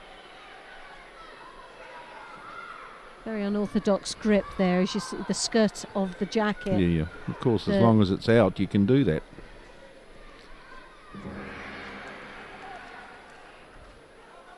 Not a happy chap. Oh. Well, he's trying to console him, but there's really no consoling. Shavidashvili, you've won. And it's obviously very disappointing for the Azerbaijan not to have won. The last thing you want is someone to say, I'm sorry, and a hug. I'll kiss it better. Well, definitely not. Haydarov went in there to win a place in the semi-final, and he's got himself a place in the repechage, though, and we'll get to see him a little bit later on. But Shavidashvili goes into the semi-final now of the men's 73s.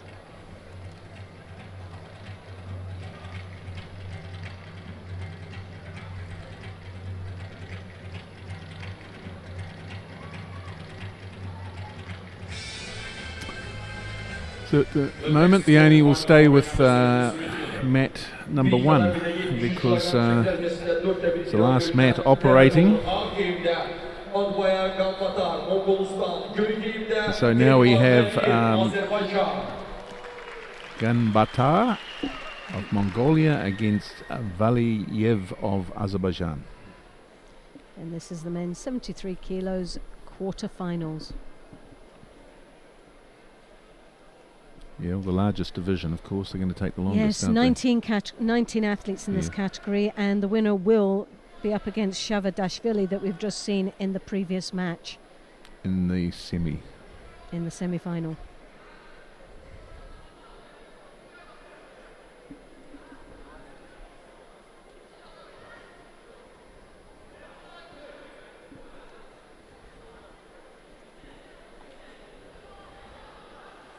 Well, Valiev there picking up the first Judo.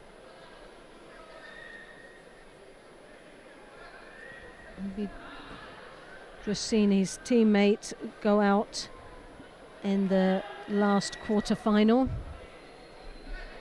Heidarov.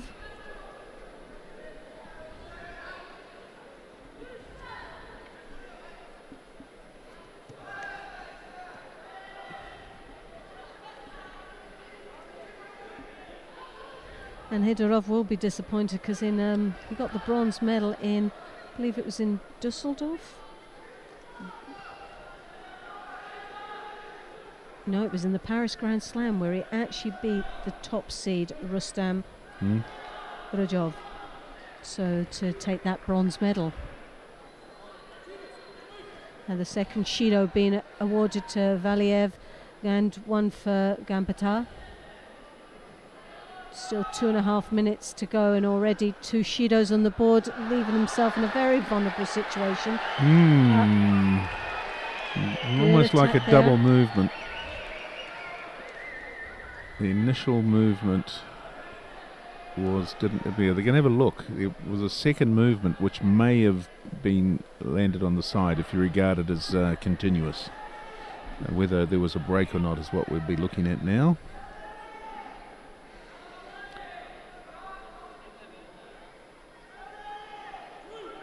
So, no score, so both will be very relieved with that. Well, except for the guy that did it. Well, it all depends on which way it would have fallen. Who would have got it? That was the problem. You always get a bit nervous. Oh yes, that was. Uchimata. There we go. That was a score in my view. Well, he landed side on. Thought he You watch. overspun it. Now you watch. He's up and then he's over, but he lands on his side. It's there on that tip of the shoulder. Fantastic entry though, but just lost a little bit of control at the end. Yeah, but he still landed on the side, and I don't know.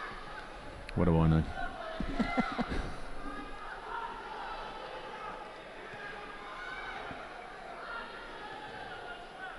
Gambatar looking for an opportunity there. You can see the skipping around, attacking the feet, trying to create that space to step across.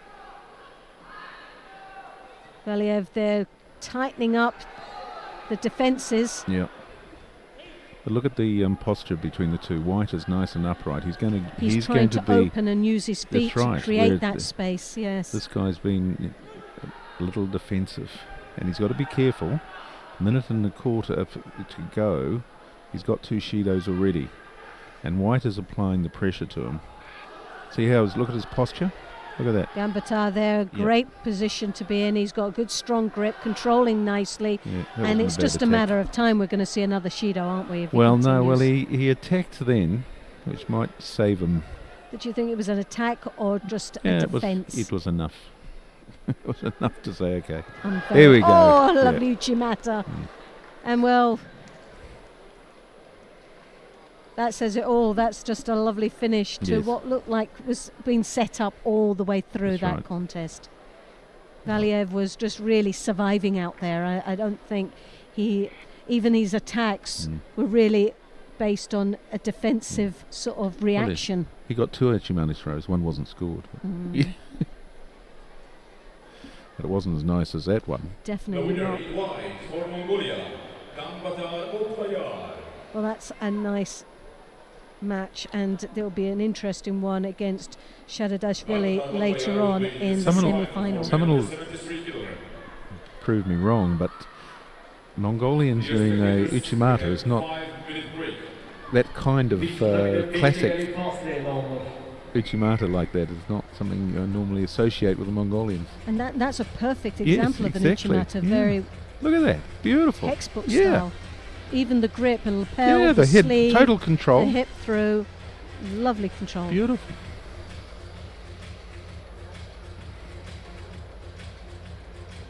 Well, they've had a lot of European influence within their coaching strategy. They had Benoit Campag, who was the men's Olympic coach in 2012 with Teddy Riner, and he's been working with the coaches for quite some time and to developing their strategy and the development program all through from the juniors right through into their seniors.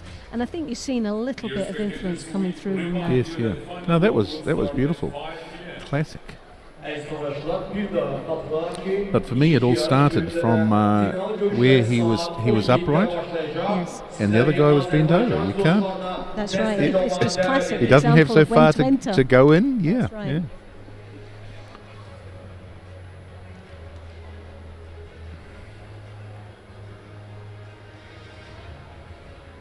So we have, I think we'll go to Matt.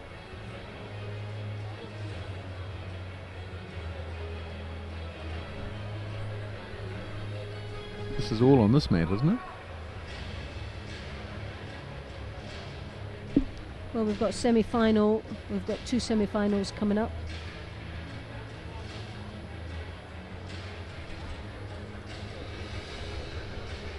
I think we have a little countdown because of the Just the the time fight scale, before. yes. Yeah.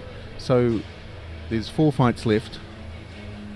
2 repechage fights and then two semi-finals. That's correct, yeah. So we're counting down, less than 3 minutes to go before we'll be starting the action again, and that'll be Aryov of Azerbaijan against Kanevets of Ukraine. Well, that's going to be a very tough match. And then you've got Hedorov of Azerbaijan. Well, a head-to-head here with Azerbaijan. Well, at least we'll know one of them will get in there. So Well, it's repechage, so they have a Repechage, so they'll chance get into a final. Azerbaijan will be one of them. to have a chance of getting a medal. But what will be an interesting, I think what will be one of the most interesting fights will be that last one in the 73s, the semi-final, Shavadashvili Lasha against the Mongolian Gambata. That's going to be a tough match. Was that the Very Mongolian we just saw, wasn't it? Yes. Yes. So That'll be interesting. That will be a really interesting match. Semi-finals should be interesting. Well, it all depends on who they can compete against. If someone's the lesser tends to be more negative and defensive, and if they know each other so well, that head-to-head, they don't engage as much. But when you're talking about a category of 19, the players coming through have had to do a lot more than You would hope so. But you've got the Mongolian, like we've seen with the Uchimata. He plays, he's much more open, he's more upright, he's more of an attacker. You've got Shavadashvili, again, he's a big thrower, but he loves to be engaged and he closes up any space. Yes. So will that be a clash? Yes, that of will- style. Of Yes. style for the Mongolian, where Shavadashvili is looking for the big take-backs, is the big bear hug type of engagement.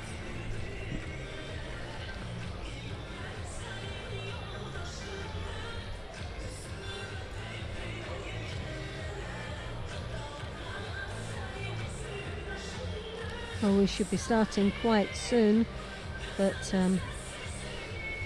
if you've just joined us, you've missed out on some very exciting matches indeed. And even though the numbers are very low here, the quality of judo has been quite high. Yep. And very interesting to watch. You see Alice Jungslinger there for Great Britain with her coach, who's also her husband. Imagine some great fights in that household. Dear spectators, the repechage contest for men under 73 kilograms. And she's just realised she's a superstar on telly. What's that? She's got an ice pack on there.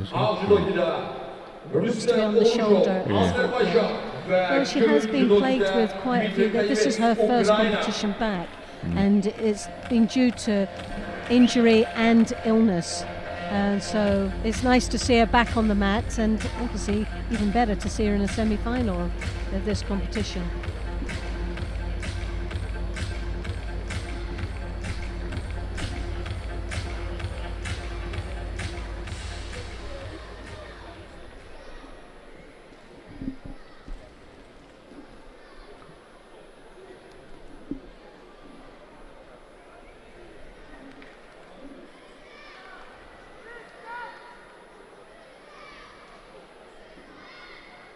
Right. Aryov, Azerbaijan in the white. Kanevets from Ukraine in the blue. This is for Well, this is the repechage, a place in place the bronze medal final. fight. No, he didn't. He flipped him over, but he didn't touch the mat, I don't believe.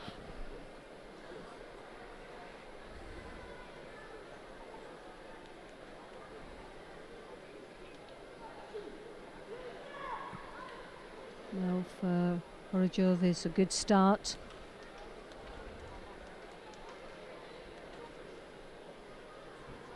Very positive and engaging start as well for the Azerbaijan, and he'll be desperate as the number 1 seed to get into that bronze medal final and to come out with a medal.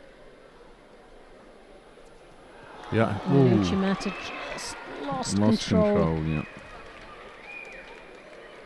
Throws the arm and takes the leg of Big Hara into the Uchimata, but just the upper body control, didn't have any grips at the end of that. No.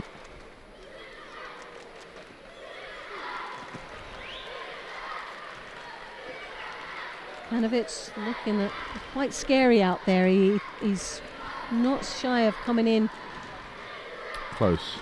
He's very close indeed, and he's But of course quite they're going- explosive as well when he reacts.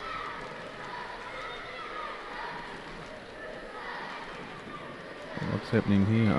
Hamza Kamake. I think if you look at that, it might have been the way the arms were. It's another Well, we saw that yesterday Kami with an arm Basami. lock. No, Wekakatami rather. Wakikatami. We saw that earlier yesterday. There was a Hansokamaki for exactly the same That's thing. right. Yeah. We'll see it. Hopefully, we'll see that again because they were both left to right, close and together. And the other guy, if he's over the top and falls down, he's applying pressure. Dangerous pressure there. See, he's got the grip there. I'm not sure about that. No, that wasn't as obvious as the one from yesterday. No, the other one was much more obvious, and it looked as if the arm was completely trapped. Yes. There, I don't see how the arm looked in danger.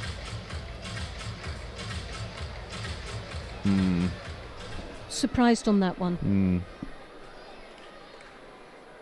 But obviously the care systems looked at it. Yes, and felt, there was could only be that. Yes, it could. I can't see anything else that was there, but maybe we can find out a little bit later. Edovarov, Azerbaijan, Valiev, Azerbaijan.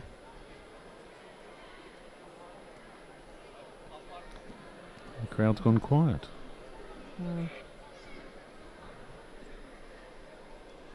Good start for Edovarov there with Dropsy and Aggie.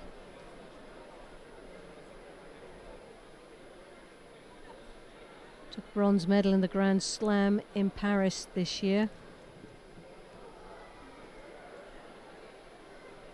Beating his teammate Orojov in that bronze medal final. It was an interesting match.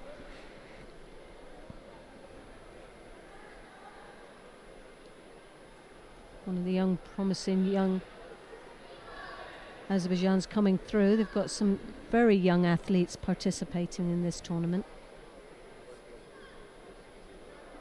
A real build-up for 2020. The beauty of having it in your home country is you can put more people in. That's right. You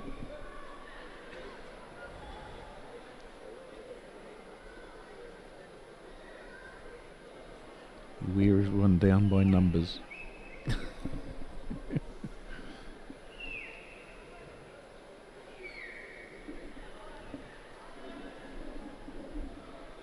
It's a nice situation to be in, that you can actually put in athletes that are possibly the 3, 4, and in junior yes, exactly. ranking, and no, be just able to come and to blood an event them, here and exactly. and get to this position of actually medaling. And this is a young guy that's not only looks to have a chance of medaling here, but also did in Paris. And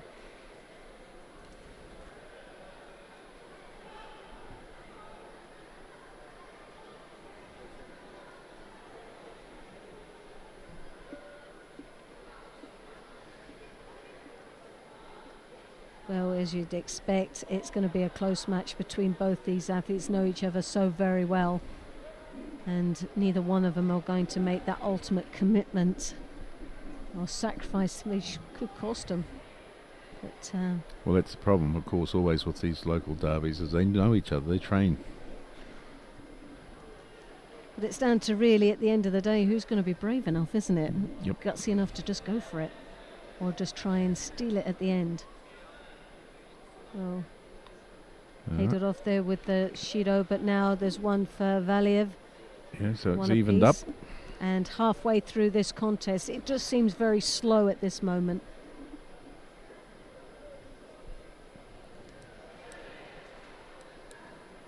Drops Sianagi once more. And another. This time a little bit more effective. It comes on top.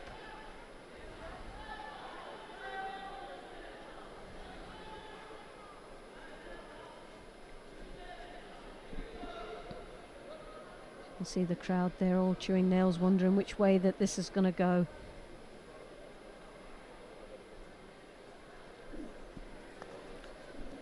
Or they're This thinking, well, or they're thinking, we've got one going through. Doesn't matter which.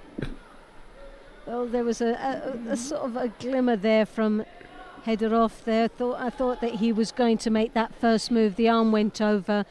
He engaged a bit deeper, but seemed to back out just at the last moment. Working his way in the Niwaza there with the Sangaku turnover. Trying to tie up the upper part of the body first, which is always a better opportunity of getting a result.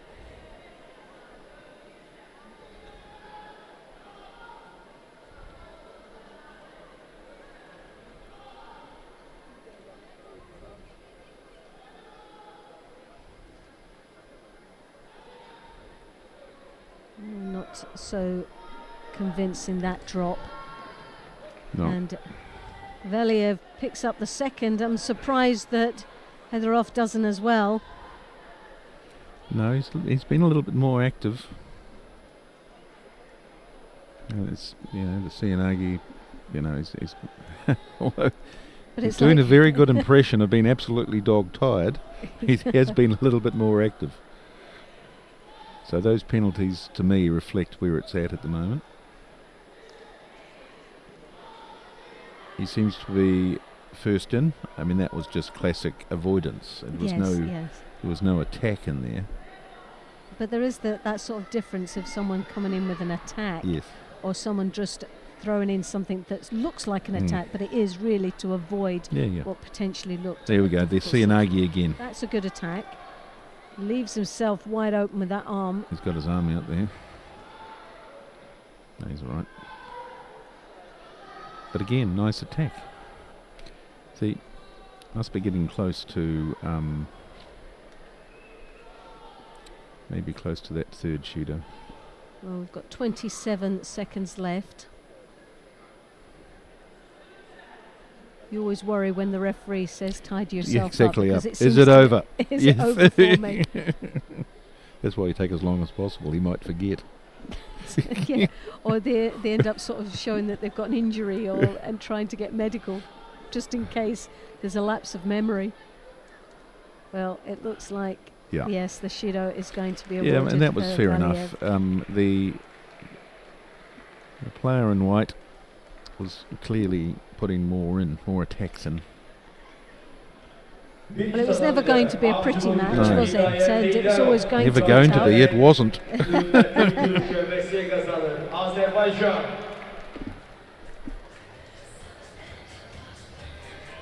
But there's the highlights of this contest.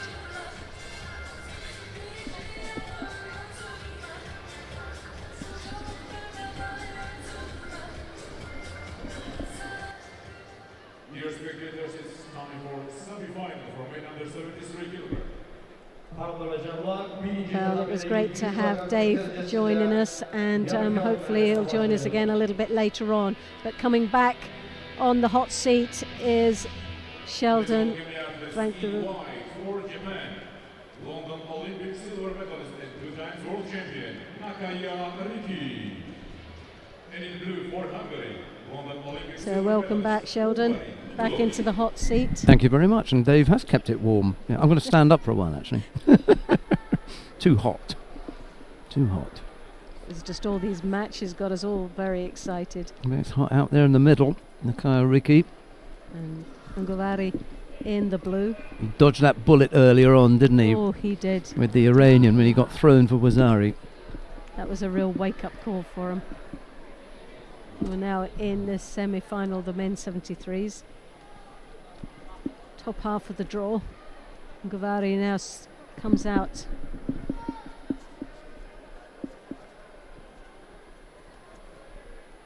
Could be an interesting. Real aggressive start, isn't it, in this match? Could be an interesting final if Ungvari were to beat Nakaya and Shavdatoashvili were to beat Ganbata. We'd have a replay of London, wouldn't we? London 2012. Would, yes. Gosh, that would bring back some horrible memories for someone. Well, Ungvari might want to get some revenge. I think that's what the French call it. Revenge. Ungavari there trying to get that elbow out. We know he's very clever and knowledgeable down in the Niwaza. And that lovely turnover that he's got. And he rolls him over. Almost. Just lost it at the end. It's an ugly looking finish, but it's a beautiful turn. It really is nice. Nice work. It is a lovely turn. He ends up in a really horrible looking position, but it's very effective because he traps that. Well, as you can see, the that knee. he's got that arm again. And Here we he go. rolls, Here we he go. rolls No, you forward. call Mate now. But there he just went back the other way. It was an Osakomi. He just... Yeah, you can't start it outside the area. you can't be starting outside the area. You would just... It continues. But that's where he's really dangerous, in that Niwaza.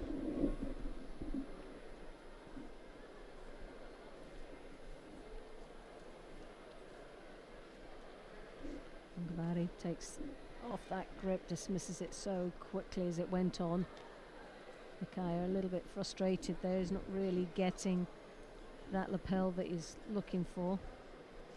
Ungavari holding the sleeve and working off the sleeve grips. Moving around nicely.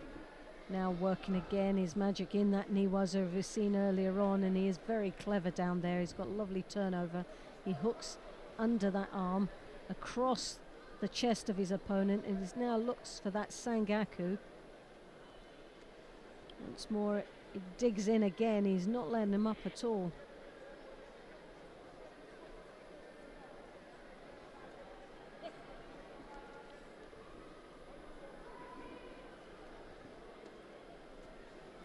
So 1 minute 43 seconds left in this contest. It's been very interesting up until now and a very close match, but Ungavari, I feel, has just had the little edge on this, especially in the Niwaza.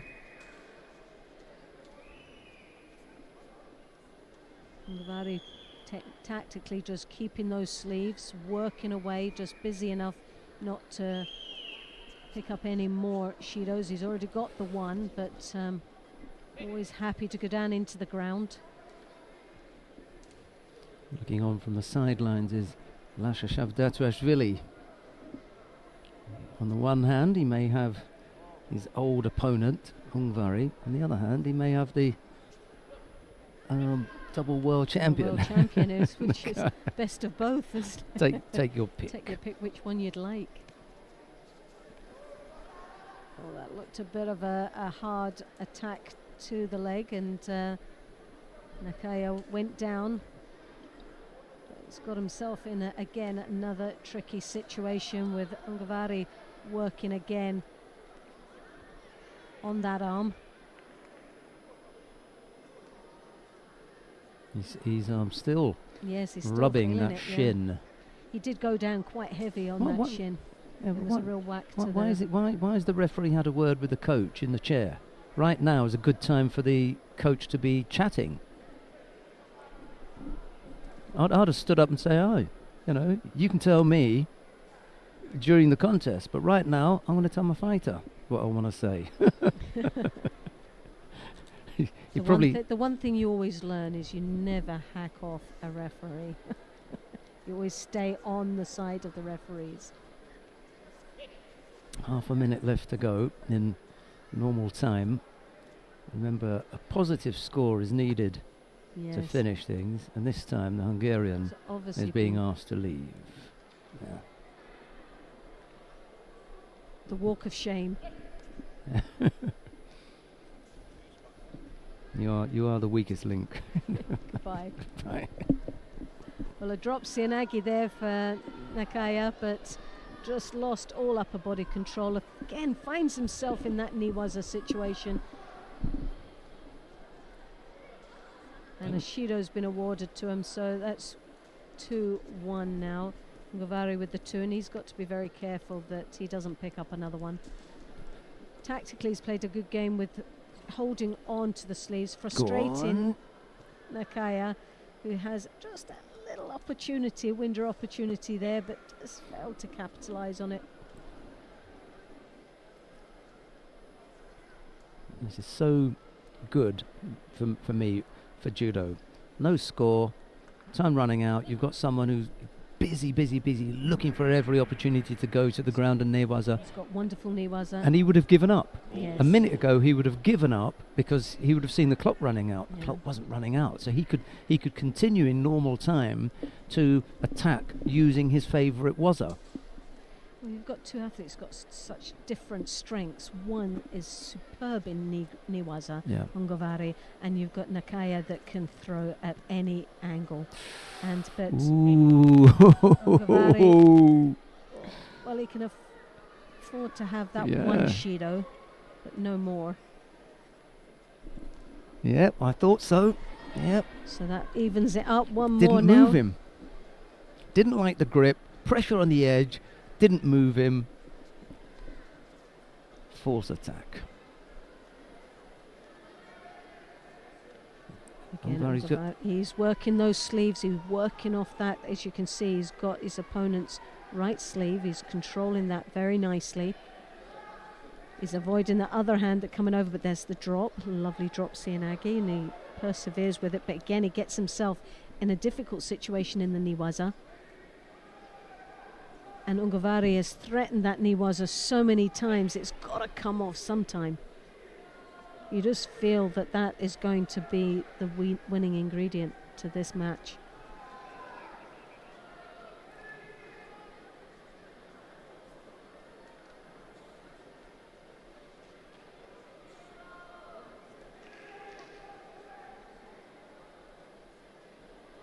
Well, you always just feel a bit nervous with that that little pause, don't you? You think, what's been said in that man's ear? You couldn't have given Ungvari a penalty for passivity. He's been the aggressor on the ground on every occasion. All right, Yes. he's gone behind one attack, but one is not enough. Oh, that's Ooh, I tell you what, that's he's a not close. looking Oh, but good, there's is the he? Niwaza. Oh.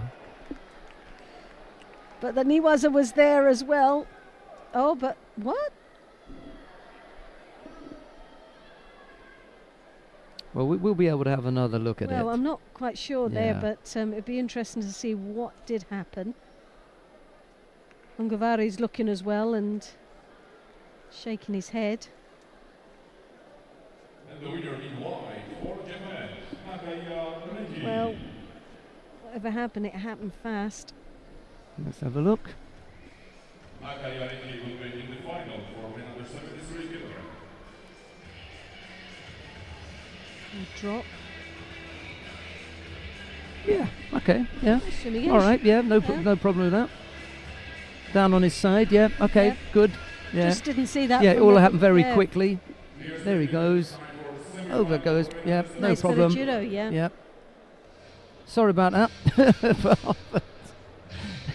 I mean, I'm not gonna hide from the fact that, given the balance of the contest and everything, I was quite looking at Ungvari there. Yes. You know, he was putting the That's- he was- pressure on. Exactly. He You piled know. the pressure on, and I just didn't see that change when the Japanese came under. Underneath, I yeah, thought he was in yeah. Niwaza, and I thought he Yeah. stayed in Niwaza. But he didn't. He actually He came was back in the up onto process his of, feet and of went executing through this Satemi waza, Yes. yeah.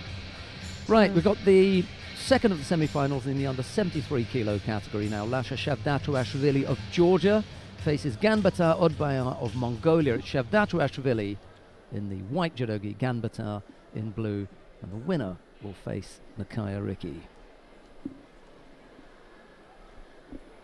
Well, this is going to be some match, I feel.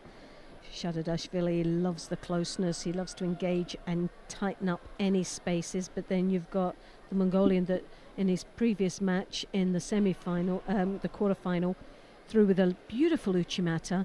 It's textbook style. And that loves that space.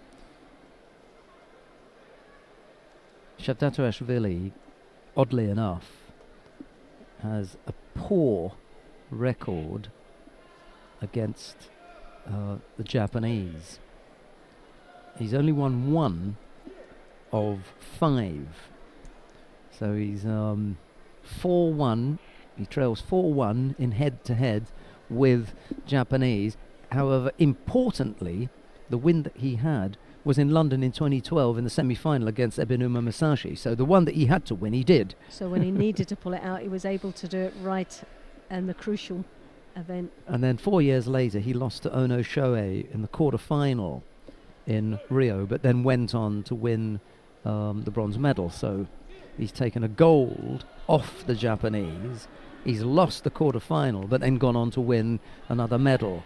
So I'd suspect that seeing Nakaya Riki looming large in the final is not to his liking, as opposed to the possibility with Ungvari Miklos. But anyway, you don't get to choose your opponents. They're there because they've won their contests and That's taken right. their place.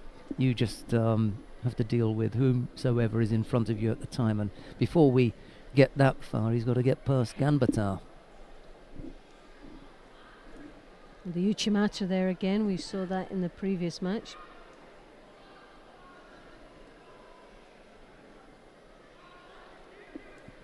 The Georgian, as we said, likes to get in very close. The head comes in and it's got that lapel grip. The right side controlling nicely. But the head is in deep, trying to close up that Uchimata from coming across from the Mongolian.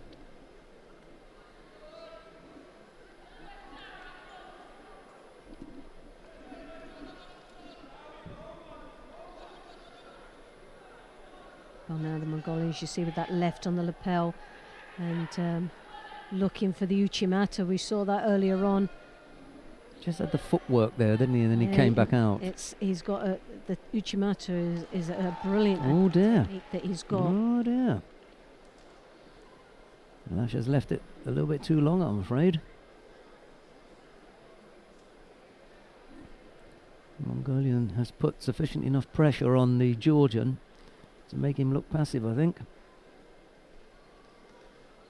Well, showing that Uchimata showed that he was trying to engage in an attack. Yep. Yep. And the winner is blue for Mongolia. Didn't see that coming. Well, it doesn't surprise me with the way that they've been fighting. One wanted to be engaged, the other one was looking for the Uchimata, and it for me it was good. So it'll be Otgunbata of Mongolia to face Nakaya Riki in the final of the under 73 kilo category. Now I know that you've got some sheets with well, I've been trying to some work there. There's Let's been see so what you many got. exciting matches, but We got the 73 kilo 73 category. is Yeah, definitely going to be an exciting final for me. I think between the Mongolian and the Japanese. Yep. There'll be Okay. a real sort of head-to-head there. And I think we've got some bronze medal matches that may be of interest as well. I'm not sure if Orozhov is still involved. Yes, he's And Hidarov as well. They could yes, be both they of could them be are on show. fighting Yeah. in for the bronze. So there's a possibility there of 2 bronze medals going to Azerbaijan. Both of their performances, the athletes have been excellent, and so that wouldn't be a surprise of 2 bronzes in that weight category. What about in the women's weight category Well, then? Did we One obviously is a little bit of a favourite here. Okay.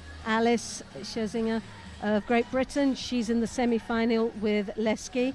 That will, again, it was a small weight category. Yeah, that's okay. So none of them have really been pushed to their limit. It'll be interesting to see how Alice performs in this semi-final, because it's her first tournament back since, and she's been plagued with injury and sicknesses, and so for her this is going to be a real tester. But she's in the final, so she's guaranteed a medal. So as far as points are concerned on the world ranking, it's great.